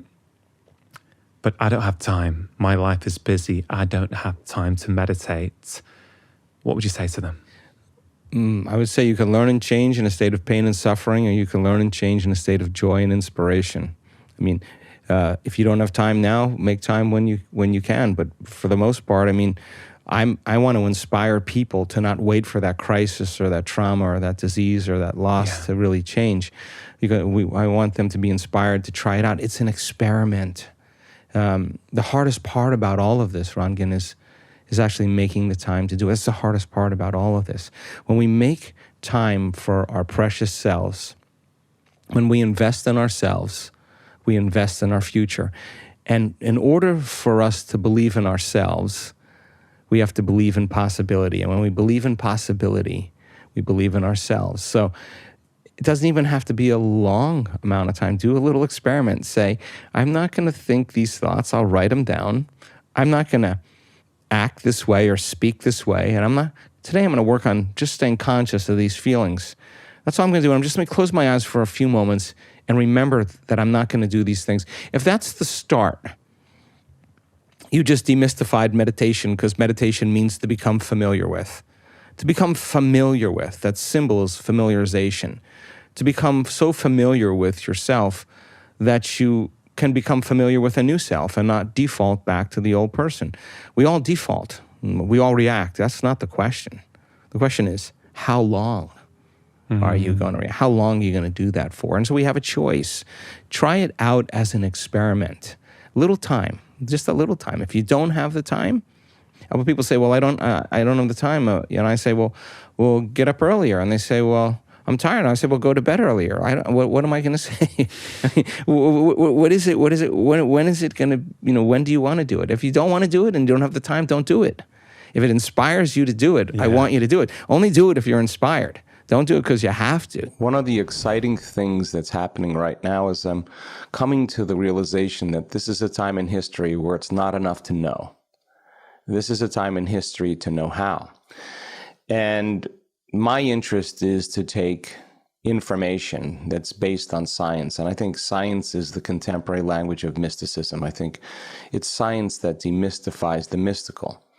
And if you can apply and combine a little quantum physics with a little neuroscience, with a little neuroendocrinology, with a little psychoneuroimmunology, a little epigenetics and electromagnetism, and in a simple way, give people sound scientific information, the more they understand this model and understand what they're doing and why they're doing it, that the how becomes easier. So let's demystify just one simple process. If you believe at all that your thoughts have something to do with your life or something to do with your health, and the research points the finger that 90% of the thoughts that you think are the same thoughts as the day before. As long as you're thinking the same, more than likely your life or your health is going to stay the same, because the same thoughts lead to the same choices. The same choices lead to the same behaviors. The same behaviors create the same experiences. And the same experiences produce the exact same emotions. And those same emotions influence our very same thoughts. And our biology, our neurocircuitry, our neurochemistry, our hormones, our gene expression stays the same because we're the same. And the principle is nothing changes in our life until we change. So then, the principle in neuroscience says that nerve cells that fire together wire together. If you keep thinking the same thoughts, making the same choices, doing the same things, reproducing the same experiences that stamp the same networks of neurons into the same patterns, all for the familiar feeling called you, in time we begin to hardwire our brain and condition our body emotionally to become more of a subconscious program. So 95% of who we are by the time we're in our mid-30s or middle life is a set of memorized behaviors, unconscious habits, automatic emotional responses, hardwired thoughts, beliefs, perceptions that function automatically. So if you believe in that idea, then if you wake up in the morning and you think about your problems and your brain is a record of the past. Those problems are connected to certain people and certain objects and things at certain times of places. The moment you start thinking about your problems, really much you're remembering your past. And every one of those problems has an emotion associated with it. So the moment we feel unhappy, the moment we feel anxiety, the moment we feel unworthy, now our body's in the past. So thoughts become the language of the brain and feelings become the language of our body. And how we think and how we feel is our state of being. But it only takes a thought and a feeling, an image and an emotion, a stimulus and a response, and you're starting the conditioning process, and you're conditioning your body emotionally into the known, into the past. You do that enough times, the body's so objective that it doesn't know the difference between the real life experience that's creating that emotion and the emotion that person's fabricating by thought alone. The body's believing it's living in the same past experience 24 hours a day, 7 days a week, 365 days a year. Now, the research on epigenetics says that the environment signals the gene. Okay, well, the end product of an experience in the environment is an emotion. So then the person is signaling the same genes in the same way because the body's believing it's living in the same environment. So the trauma, the betrayal, the loss, the drama, whatever it is, the diagnosis that causes a person to feel certain emotions. The majority of the emotions that we feel, and you know this because you're an expert on it and you write about it, are derived from the hormones of stress. And stress is when your brain and body are knocked out of homeostasis, right? So it makes sense then that when you perceive a threat or a danger in your life, you turn on that primitive nervous system and you're mobilizing all your body's resources for some threat, real or imagined. No problem if it's short term. But the chronic long-term effects of the hormones of stress downregulate genes and create disease. Now, the problem is we can turn on that stress response just by thought alone. We can think about our problems. We can imagine the worst-case scenario in our life. We can capture bitter memories and do that over and over and over again. And in effect, if we can turn on the stress response just by thought alone, and the science says that stress can push the genetic buttons that create disease, then our thoughts can make us sick. Well, the question is, if our thoughts can make us sick, is it possible then our thoughts can make us well? And that's kind of my interest. So much to unpack there. There's a couple of statistics you mentioned there, that 90% of the thoughts we think are the same as the day before. I think you also said that 95% of who we are by the age of 35 are a set of memorized behaviors. And those two things really stood out to me because as a medical doctor, a lot of the things that I try and do with my patients is to help them make change in their life. Let's say change their lifestyle. And a lot of the time, those behaviors that they engage in are very short-lived. They get super motivated, they do it for a few weeks, but then they often revert back to where they were before. And I'm wondering if those two statistics help me understand why that is, because actually, if we're not changing at source the programming in our brain in terms of how we think and how we approach the world, then it's going to be very hard, isn't it, to actually change those downstream behaviors in the long term? Absolutely. And listen, you know this as well as anybody. I mean, chronic diseases require a lifestyle change. And change is an interesting concept. So the hardest part about change is not making the same choice as you did the day before. And the moment you decide to make a different choice, get ready, because you're going to feel uncomfortable. It's going to feel unfamiliar. There's going to be some uncertainty. You're not going to be in the known. You're stepping out into the unknown. You're doing something differently. And the body, which has been conditioned to be the mind, the servant is now the master. So the body loves the familiar known. It loves the same suffering. It loves the same pain. It loves the same unworthiness. It's been conditioned that way for years on end. It really is running the show. So the moment you step out into the unknown, the body goes, wait a second, I'd rather feel guilty than this feeling of the unknown because I can't predict my future. So the body starts influencing the mind, and we start to hear this chatter in our head that says, well, I can start tomorrow. Tomorrow's a better day. You really don't feel like it today. Why don't you just have one piece of cake? You're a loser. It's your parents' fault. It's your ex's fault. It's your culture's fault, whatever it is. And if we accept, believe, and surrender to that thought as if it's the truth, that's an old circuit in the brain. That thought will lead to the same choice, which will lead to the same behavior, which will create the same experience, which will produce the same feeling or emotion. The person says, well, this feels right to me. No. That feels familiar. Crossing the river of change, going from the old self to the new self, there is a neurological, a biological, a hormonal, a genetic death of the old self. There's pruning going on. There's inhibition going on. We're no longer releasing the same stress hormones that give us the arousal. And so if there's three types of stress: physical, chemical, and emotional. Physical stress being trauma, injuries, accidents, falls.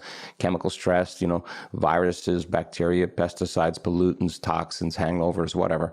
Emotional stress, that's the big one. That's family tragedies, second mortgages, single parenting, 401ks, whatever it is.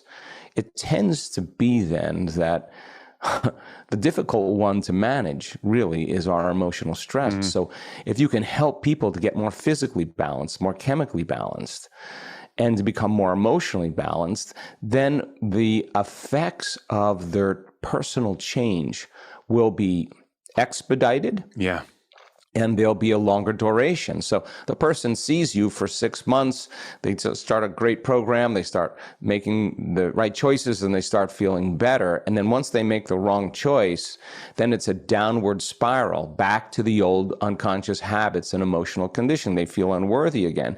And they return back to your clinic, or they return back to your consultation, and they come back with the same exact conditions. And the simple solution is, because you return back to the same personality, and you're feeling the same emotions, and your body's back to believing it's in the same environmental condition. So if your personality creates your personal reality, and I believe that, and your personality is made up of how you think, how you act, and how you feel, then the present personality who's listening to this podcast has created the present personal reality called their life. Not your ex, not your parents, not your boss. You create your life. So it makes sense then, if you wanted to create a new personal reality, you'd have to change your personality. In other words, if you want to change your life, you have to change, and nothing changes in your life until you change. So then this first step in change then, 95% of who we are is a set of unconscious thoughts, behaviors, and emotions. Then the first step is to become conscious of your unconscious thoughts, to become so aware of how you behave. Do you complain? Do you blame? Do you make excuses? Do you judge? Are you aggressive? And then look at the emotions. What is this emotion I'm feeling? Wow, this is guilt. This is sadness. This is victimization. This is unhappiness. Name it. So now you're so conscious of it that you don't go unconscious and return back to the same self. And how many times do we have to forget until we stop forgetting and start remembering? That's the moment of change. Yeah. I mean, it's so powerful. There's two key elements there that I'd love to dive into a little bit. There's awareness and personality. On personality, one of the deep realizations in my own life over the past few years has been that our personalities, much of our personality at least, is not fixed. Like, many people think that, the way I am is the way I am. And what I've learned through the research, but also through my own personal experience of life, is that often our personality is not who we are, it's who we had to become. So, for example, for most of my life, most of my friends and family would say that I'm intensely competitive. I can't stand to lose. I will win. I will do what I need to do to win at all costs. But I know full well that now comes from a feeling of lack. That came from a feeling of lack inside, that I developed this idea as a child that actually I'm only loved, I'm only worthy when I get full marks or when I'm a success, right? So therefore, of course, being competitive absolutely serves that purpose, because if you're competitive, you're going to keep reinforcing that, you're going to then succeed and you're going to get that external validation which you feel you need. But as I've become aware of that, and that's where the awareness piece I think comes in, for me, I've become acutely aware that actually, no, I can change that. Actually, that's not fixed for life. And these days, I'm not competitive. I'm competitive in a different way. Like, it's not because I need to succeed because that says who I am and that's a reflection of who I am. It's because, no, I'm no longer coming from a place of lack. I'm coming from a place of love now where, I still want to do well, but it's not a reflection of my self-worth. So I've really experienced that you can change. Right. Well, then the fundamental thing then is to realize then that there's great science to show that we are not hardwired to be a certain way for the rest of our lives, and we're not doomed by our genes, that we're marvels of adaptability and change. Now, here's the challenge, though.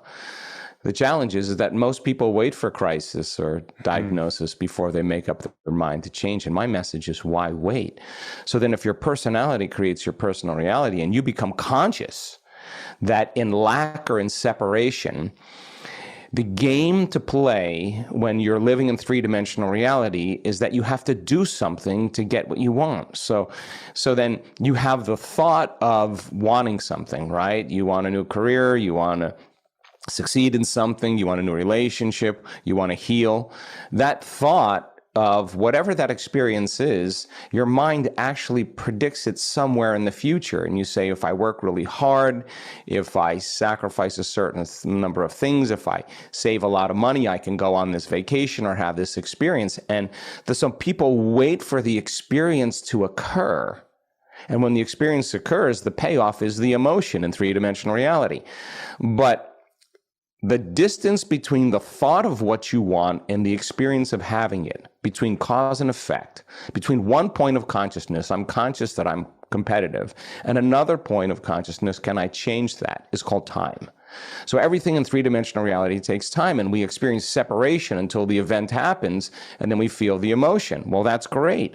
But the fundamental quality of a person's personality who's competitive, once they have that experience, then they're going to compete for the next thing they want. And there's nothing wrong with that, because when we're matter trying to change matter, of course, we're going to use the principles. We're going to control, we're going to predict, we're going to compete, we're going to fight for it, we're going to work harder, we're going to manipulate, we're going to do anything we can to produce an outcome. And when we have the experience then produces the emotion. Well, the question is then people become so reliant on the experience to change their emotional state, they need something outside of them to change their internal state. And so if I said to somebody, hey, why are you so unhappy today? They would say, I'm unhappy because of that person or that circumstance. Yeah. And what that really means is that person or that circumstance is actually controlling the way you feel and the way you think. And anything that controls the way we feel and the way we think, we're victims to that circumstance. In other words, we're victims to our environment, and our response to the environment actually weakens the organism. It actually takes the body's vital life force and turns it into emergency. And you tap those resources. Okay. So then that's cause and effect. You're waiting for something, you create something, and we're in the plane of doing, and you master some skills, you get educated, you make the right choices, you get the right counseling or the right advice, and you could actually succeed in this world. Well, that's great, but the time between you getting it and the thought of it is a lot of separation, right? And so what if, like you said, okay, what would a new personality who's not competitive live like? How would I have to think? How would a person who's no longer competitive have to think? And you start thinking about how to think. And the act of actually with intention or attention actually begins to install new circuitry in your brain, new hardware. Keep doing it, and it becomes like a software program. That becomes the new voice in your head that says, ease up, there's another way to do it. Then if you said, how am I going to be in my life when I open my eyes? How am I going to live today, one day, one lifetime, as if I wasn't competitive? Okay, well, I may have to read a little bit and learn a little about how to do that, but I can find somebody that did that. Obviously, someone has. If you closed your eyes and you rehearsed mentally how you're going to be on a Zoom call, how you're going to be with your colleagues, how you're going to be in your relationships, mental rehearsal, when you're truly present, the brain does not know the difference between the real life experience and what you're imagining. And the research on mental rehearsal says you can install neurological hardware in your brain to look like you've already done it. That's already been experienced. Now your brain is no longer a record of the past. Now it's a map to the future. Keep priming the brain with those instructions, and the hardware will become a software program. Now you'll start behaving that way. Now here's the hard part, which you accomplished. Can I teach my body emotionally what it would feel like to no longer be competitive, to be in love with life and know that everything's going to work out, or that I'm resourceful or intelligent or whatever it is? Can I bring up the feeling of what the competitive, non-competitive person or a person who's mastered that feels like? If you can teach your body emotionally what that feels like before the experience, then it would make sense then, if you could do that enough times, you can condition your body emotionally to begin to change with that thought and that feeling, with that image and that emotion. And so then the person becomes a new personality and changes from the old personality. And our research shows when you do that, not only do you change your circuitry, the way your brain works, the way your heart works, your gene expression, your immune system, but the side effect of that a lot of times is there's very profound biological changes that take place in the person's health. And you say, how did you do that? And they'll tell you, that disease exists in the old personality. I'm literally somebody else. So if you have evidence and testimony, which we do have, that it's possible to change, and we have great evidence in scientific research that we're doing, evidence becomes the loudest voice. And that person who stands on the stage and tells the story of their personal transformation And they're speaking the truth. They're the 4-minute mile. And that's a new level of consciousness that says, I don't need anything outside of me to change my internal state. I could actually self-regulate and change my internal state. And the more I understand what I'm doing based on the model of science and why I'm doing it, made simply, then the how gets easier because you assign meaning to it. And when you assign meaning to it, you switch on that prefrontal cortex and it will find value in the act. If you don't know what you're doing and why you're doing it, it's left to conjecture, to superstition, to dogma. And so then lighting a match in a dark place and taking a look at what aspect of yourself, if you want to be happy, then the first thing you have to do is stop being unhappy. You got to become conscious of those thoughts that make you feel bad and the memories that go along with it and the emotions of that. And disentangling from that program takes a lot of energy and a lot of awareness.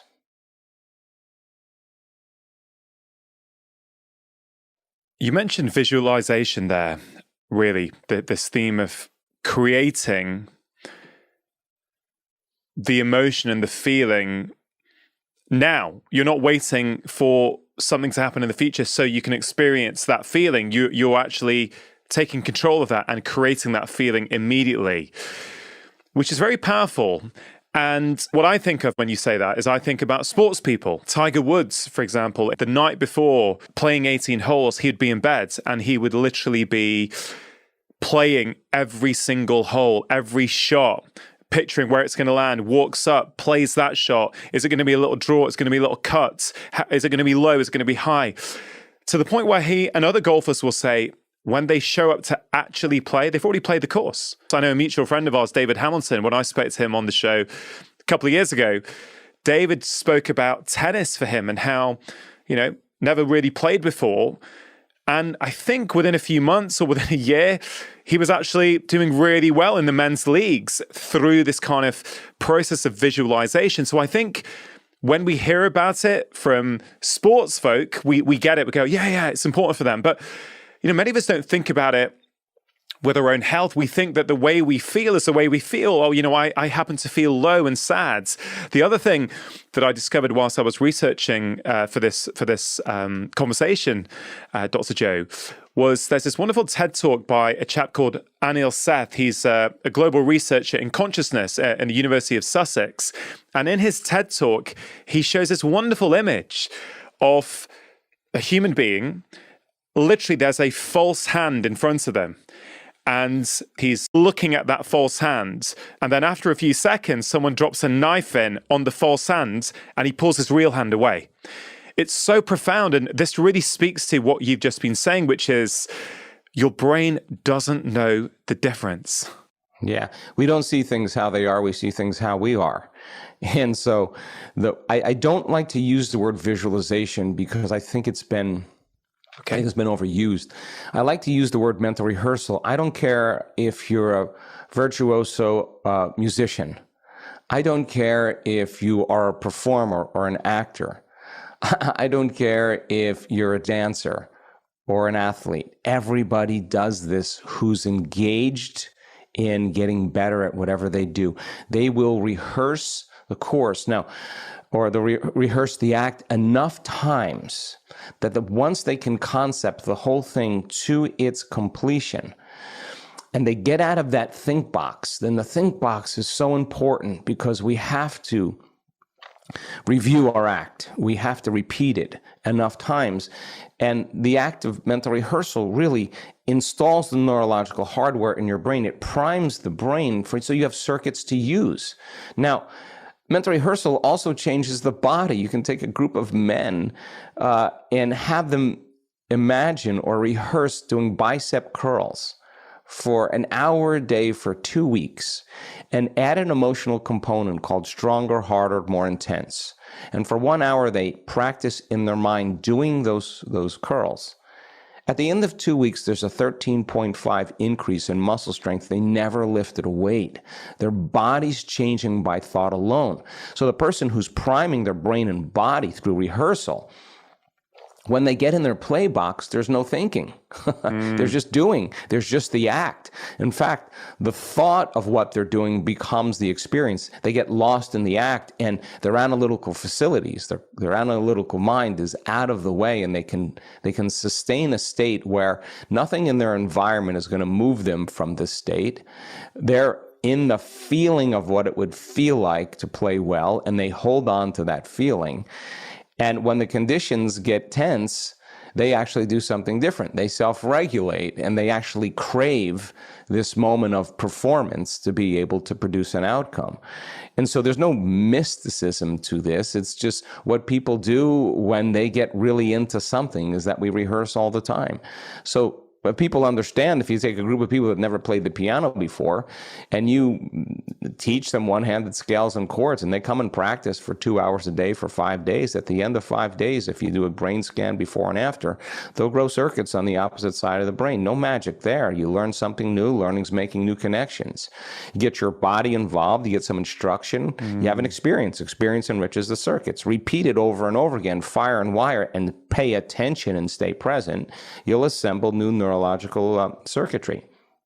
Take another group of people, have them close their eyes, and actually have them mentally rehearse playing the scales and chords for 2 hours a day for 5 days. Scan their brain before and after, and at the end of 5 days, their brain will look like they've been playing the piano for 5 days, but they never lifted a finger. The brain literally changed through the rehearsal. Okay, so now take the person and put them in front of a piano. They never played the piano before.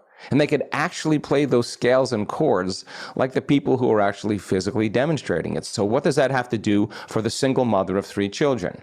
What does that have to do with the person who's trying to heal a health condition? It's not enough to just have a good meditation and get up and spend the rest of your day reacting and responding to the conditions in your life. That's 1 hour of living or conditioning your body and brain into the future against 15 hours of you responding emotionally from your past. So we got to rehearse, okay, how am I going to be in this situation? How am I going to change? What would love do today? What would greatness look like? It's those frontal lobe questions that actually begins to install the circuitry, and we all do it naturally.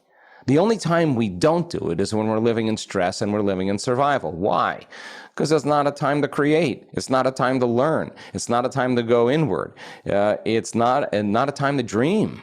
It's a time to run, fight, and hide. And if you're spending the majority of your time in the arousal of those stress hormones, then most people their senses become heightened, they narrow their focus, and now they're engaged in doing anything they can, relying on something outside of them to take away that feeling. So if people begin to understand that they actually can change, and they understand a formula to do it, and they practice that formula and they rehearse it, both by mentally rehearsing it and actually participating in it, the effects should be in the experiment that something should change either in your body or in your life. And that's why we do it. So when you see the changes or the synchronicities or the coincidences or the opportunities starting to show up in your life, you're going to pay attention to what you did and you're going to do it again. And many people who have chronic health conditions that just get beyond those thoughts and those habits and those emotions that keep them as that same personality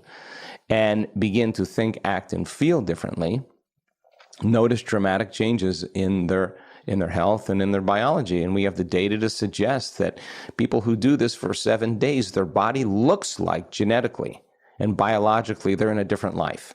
Their body is no longer responding in the same way, and they're no longer victims to their environment because they can self-regulate. There tends to be a greater resistance to anything in their environment, even on a microscopic level. What's your view on addiction? What's driving so much addiction? And what can people do to try and break free? Sure. I think it's a question worthy of a conversation. I think that we've been programmed, and it's not a good thing or a bad thing. It's just how we've been programmed. So I think behind every substance addiction or some addiction on some gaming or media or whatever, there's an emotion that the person is doing their best to regulate. So let's just say a person has been exposed to a trauma, right? And when we have an event in our life that changes our emotional state, the stronger the emotion we feel from the shock, the betrayal, the trauma, the news, whatever it is, the more altered we are inside of us, the more the brain freezes a frame and takes a snapshot, and that's called the long-term memory. And long-term memories, we remember them because we can remember the feeling associated with them. So what most people don't know is that trauma or those series of events alters our internal state, and every time we think about or remember the trauma, we produce the same chemistry in the brain and body as if the event was occurring. Now, the body is so objective that it doesn't know the difference between the real-life experience that's creating that emotion or the emotion that person is fabricating by thought alone.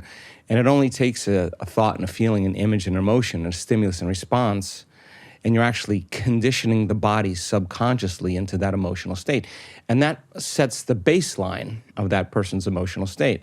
So then the person goes, God, I feel empty, I feel anxious, I feel unworthy, I feel resentment, I feel frustrated, and I don't know how to change it. So then they look for things in their outer world to make that feeling go away. So whether it's a drug, whether it's gaming, whether it's pornography, whether it's complaining, doesn't matter what it is. But let's just use a pill as an example, or a drug, a recreational drug. The person takes a recreational drug. The moment they take the recreational drug, they notice a change in their emotional state. And the moment they notice that change in their emotional state, they associate that change with what caused it, and they remember what caused it. So that starts to create a dependency. Now, I think there are degrees of addiction. Some are very physiological, receptors are modified. But when you get right down to it, an addiction is when the body has been conditioned to be the mind. So then the person, every time they start feeling the emptiness, they feel the unworthiness, they feel the frustration, they feel the anxiety, their brain creates the image of what they need to do to make that feeling go away. And the last time, or the last series of times, it was that exogenous substance or that activity that made it go away. Now, here's the problem.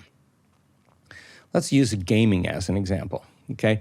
So when you blow someone up, or you break through a certain level, or you shoot someone, or you get points for whatever you're doing in a game, there's a release of dopamine in the brain, and dopamine is the reward chemical. It's the pleasure chemical.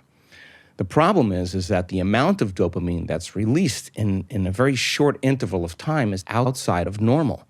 So now, rush dopamine into the brain, and the receptor sites on the outside of the cells say, this is way too much dopamine than I'm used to processing. So the receptor sites actually close down. They shut down.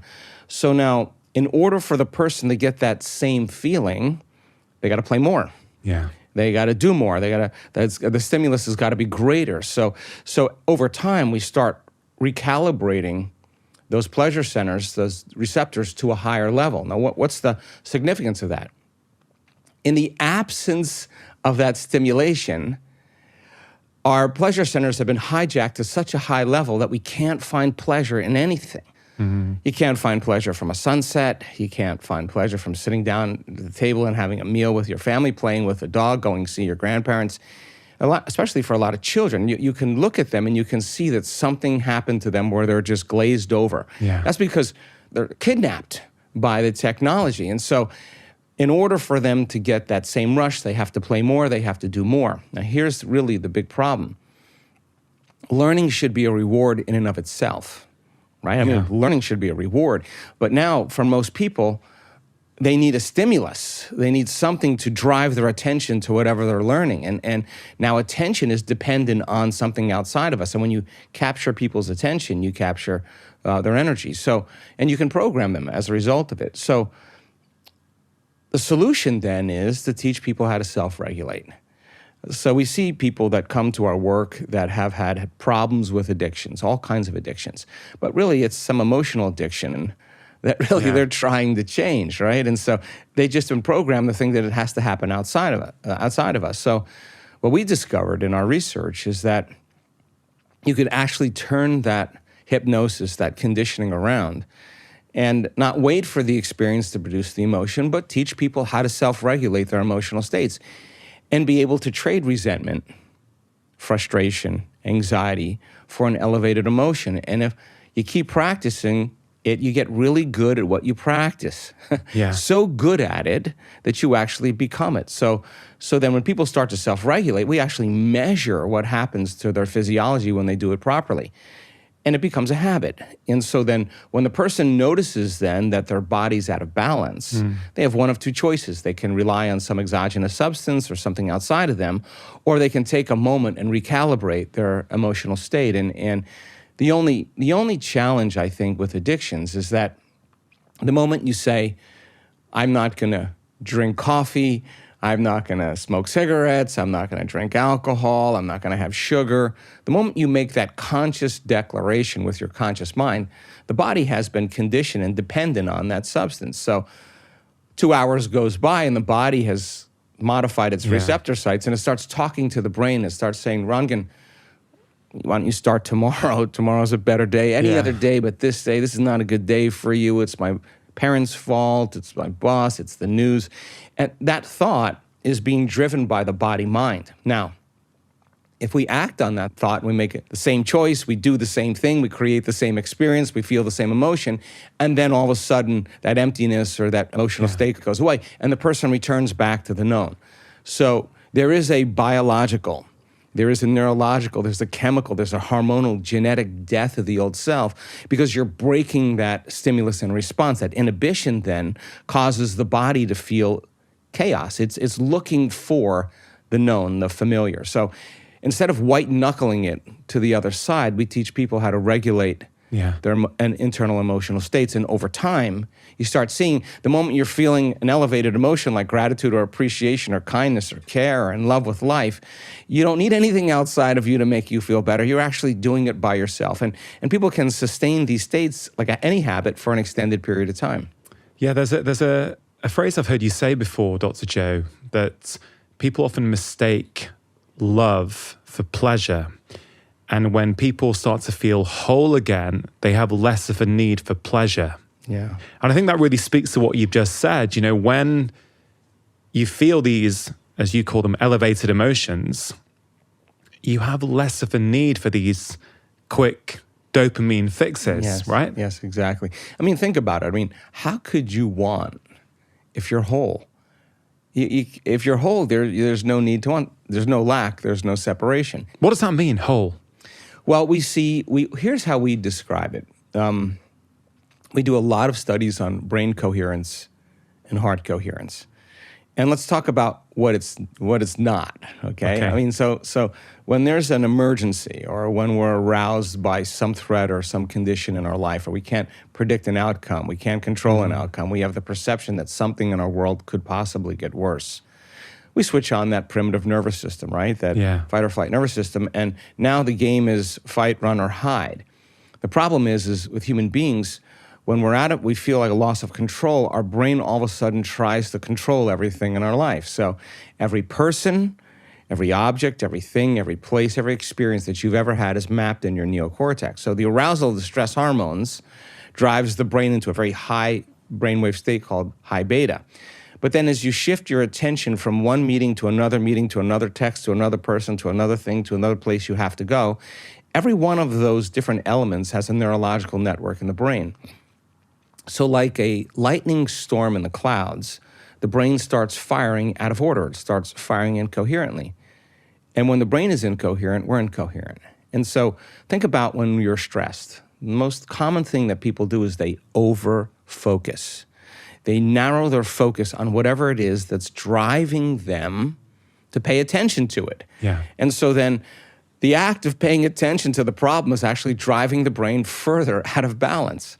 And we've studied this. When you analyze that problem, that circumstance, that condition within the emotion that you are feeling and derived by the hormones of stress, you'll make your brain worse 100% of the time because the analysis, the over-analysis is driving it further into a higher thinking, higher beta brainwave state. So this kind of narrow focus is what causes the brain to be a house divided against itself. So we thought, well, why don't we do the opposite? Why, instead of narrowing our focus on the cause, something physical, something material, because the hormones of stress actually heighten the senses and cause us to become materialists. So matter is the issue when there's survival. It's whatever's around the corner. It's whatever's going to happen. So we said, okay, let's teach people something else. Let's teach them how to broaden their focus. And as they broaden their focus and take their attention off of everything material and everything known and focus on space, focus on nothing, the act of doing that actually starts slowing down the analytical mind. You can't analyze when you're sensing. And it starts to change the person's brainwaves into a slower brainwave pattern. Right. And so now as you start slowing your brainwaves from that high beta, you start slowing down, you're shifting gears, you go into a mid-range beta, then you go into a low-level beta, and then all of a sudden you get into alpha. Now alpha, when you're in alpha, the voice in your head, the critic in your mind goes away.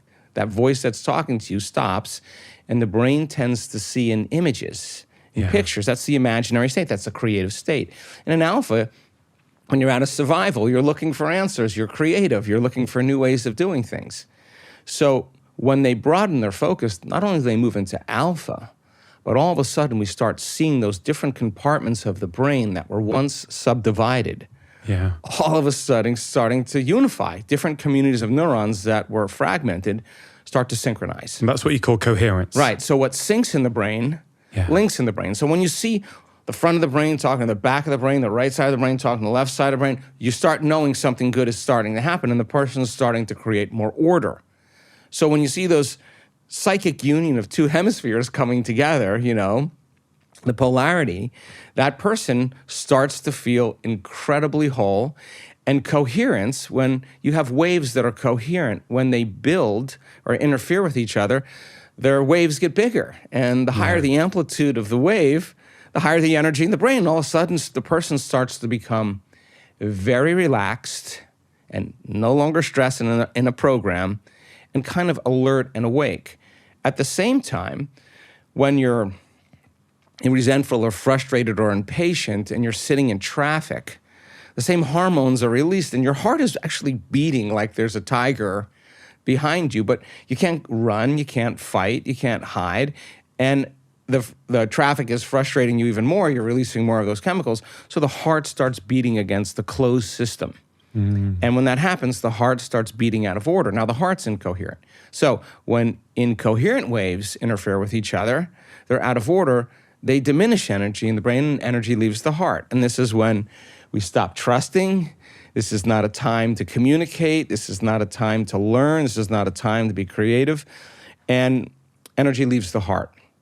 So we discovered then when a person truly starts practicing those elevated emotions, the heart gets very orderly, very coherent as well. And now, when you start feeling the emotions of the things that you want in your life or that you would like to create in your life, ahead of the actual experience, it's impossible for you to want it. Why could you possibly want it if you feel like it's already happened? Now, here's the cool part. Maintain that modified state of being. Get so good at doing it with your eyes closed.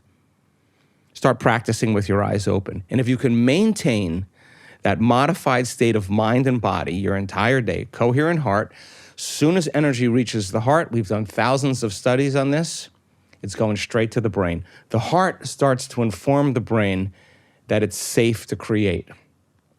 At the exact same time, the heart begins to produce an external magnetic field. You've got a Wi-Fi signal now. You start feeling connected. You start feeling more whole. The brain is coherent. It's directing a very clear vision of what it wants. Combine that clear intention with an elevated emotion, you have a different Wi-Fi signal. You have a different energy. And now the cool part about that is you start to see those synchronicities, those coincidences, those opportunities start showing up in your life, and you're not going anywhere to get them. They're actually coming to you. Now let's just look at the biology of this. Yeah. Epigenetics says it's the environment that signals the gene. Genes don't create disease. Our response to the environment actually creates disease. Well, the end product of an experience in the environment is called an emotion. So the person who lives by the same emotion every single day, the body's so objective, it's believing it's living in the same environment, doesn't know the difference. And they keep the same genes signaled in the same way. Genes make proteins. Proteins are responsible for the structure and function of your body.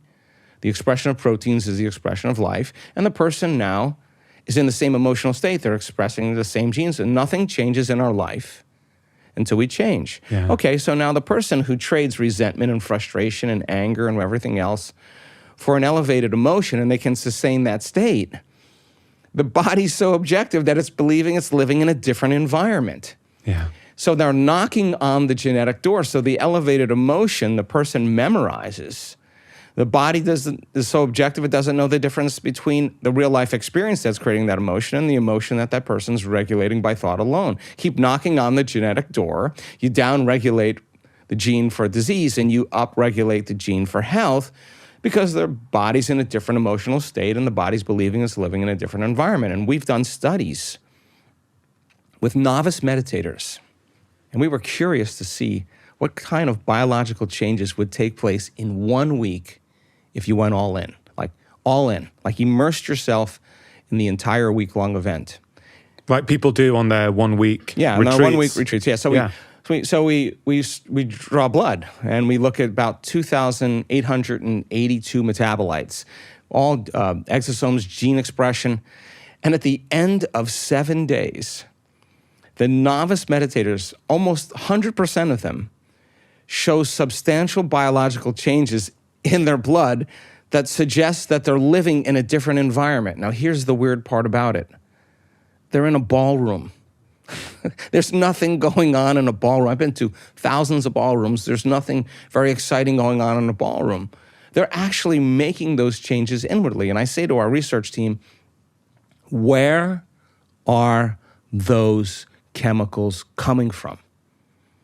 Where are they coming from? The person's not taking any substance. It's coming from within us. And so the nervous system starts manufacturing a whole pharmacy of chemicals equal to the person's intention and emotional state. And it's how we think and how we feel that begins to alter things in our lives. Yeah, I mean, it's absolutely incredible to hear this. What kind of metabolites or I guess chemicals are you measuring? Are they to do with markers of inflammation? Yes. Cytokines, markers of inflammation. Markers of the immune system? Markers of the immune system, exosomes that have very positive effects that show the cell is in a state of growth and repair instead of in a state of tissue breakdown or catabolism. I mean, this is profound because a lot of people may not realize that just the way you sleep, if you have a beautiful 7.5, 8 hours of deep sleep compared to, let's say, 5 hours of sleep, the next day you can measure maybe 700 genes are expressed differently in the body. You can be more pro-inflammatory the night after poor sleep. And what you're saying, your research is showing that actually when you take novice meditators, people who don't know how to do this, who don't have years of experience, they're not monks, they have not been trained. In fact, not to interrupt you, if they have no experience, they're going to do really well because they're going to do exactly what you tell them to do, especially guys that come and their wives drag them along, or people come and their partner wants them to do it, and they're like, I don't know anything about this. And I say, you're the perfect person. Just follow the instructions. Because you have no preconceived notion to undo. They just do exactly what you ask them. There's the guy, his heart's blown wide open, he's crying, he's hugging his wife, and she's looking at me like, what happened to him? He just fell into something really big. So yes, of course. Is that common in terms of the people who come to your work? I'm interested as the difference between males and females. And something you said there really resonated with me. So in my clinic, what I've seen time and time again is that men, and they're well known for this, and of course this is a gross generalization, but I've certainly seen it to be true in my own experience, is they wait. They've got things going on. They don't want to see the doctor. They don't want to go and get help. And often when they turn up, the first thing they will say is, hey, doc, look, I'm sorry to bother you. My wife made the appointment for me. My girlfriend told me I have to come in and see you. It's almost as if they want to excuse themselves for, hey, I wouldn't be here wasting your time, but actually, my other half made me do this. Sure. Is that something you see as well in your work? Something similar, but in terms of this kind of genre, we have a very high percentage of men that come to our work.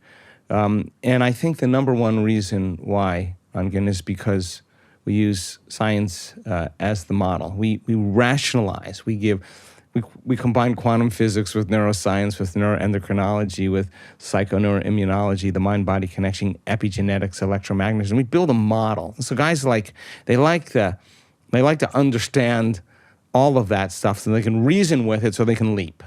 Women somehow tend to be a lot more intuitive. Yeah. It resonates with them. They trust that, and they just seem to flow a little differently. But then again, we have men that come, and of course, a lot of times their partner wants them to come, but they really come because they notice the change in their partner. They're like, wow, they're way different. I can see that their response to things is completely different. In other words, my memory of them, this person is not fitting into how I remember them. They're out of phase, So then when men finally do commit and they understand the science, and gosh, I mean, it's a really big thing for a man to get in touch with those feelings, right? Because in the game of competition, the rut, the roost, you're always trying to compete. You're always trying to get ahead. You're always can't be vulnerable. Well, that works for a really a good amount of time when you are matter trying to change matter, when you got to do things and you got to work hard and you got to be driven and all that stuff, sacrifices. But we teach that there's another way to create, actually, and that is really that opportunity for them to open their hearts. Now, I have stood next to men that have done it and completely reversed the health condition within a very short amount of time because here comes the house of cards. They just realize that they've been holding this facade, this image of themselves, just so that they can keep up and play the game. And instead of waiting for crisis or disease or diagnosis, and once they get in touch with their feelings, again, there's nothing like a man who's leading with his heart. Oh my God, they consider the whole. And so then you take a look at women, and this is just, again, a general observation. Women hold the family together. They make a whole lot of sacrifices. They continue to forgive. They do a lot of things. They put themselves after they've taken care of their family. And all of a sudden, they already know how to love. You just teach them how to get very clear on their intention and watch out. I mean, women do amazing work. If that conversation resonated with you, here is another incredibly powerful one that I really think you're going to enjoy. Addiction is the most human thing there is. All addictions, they're attempts to gain pain relief, emotional pain relief for something or another. Then this whole society is so expert at selling us stuff to fill those holes temporarily. This is the whole ethic of this culture.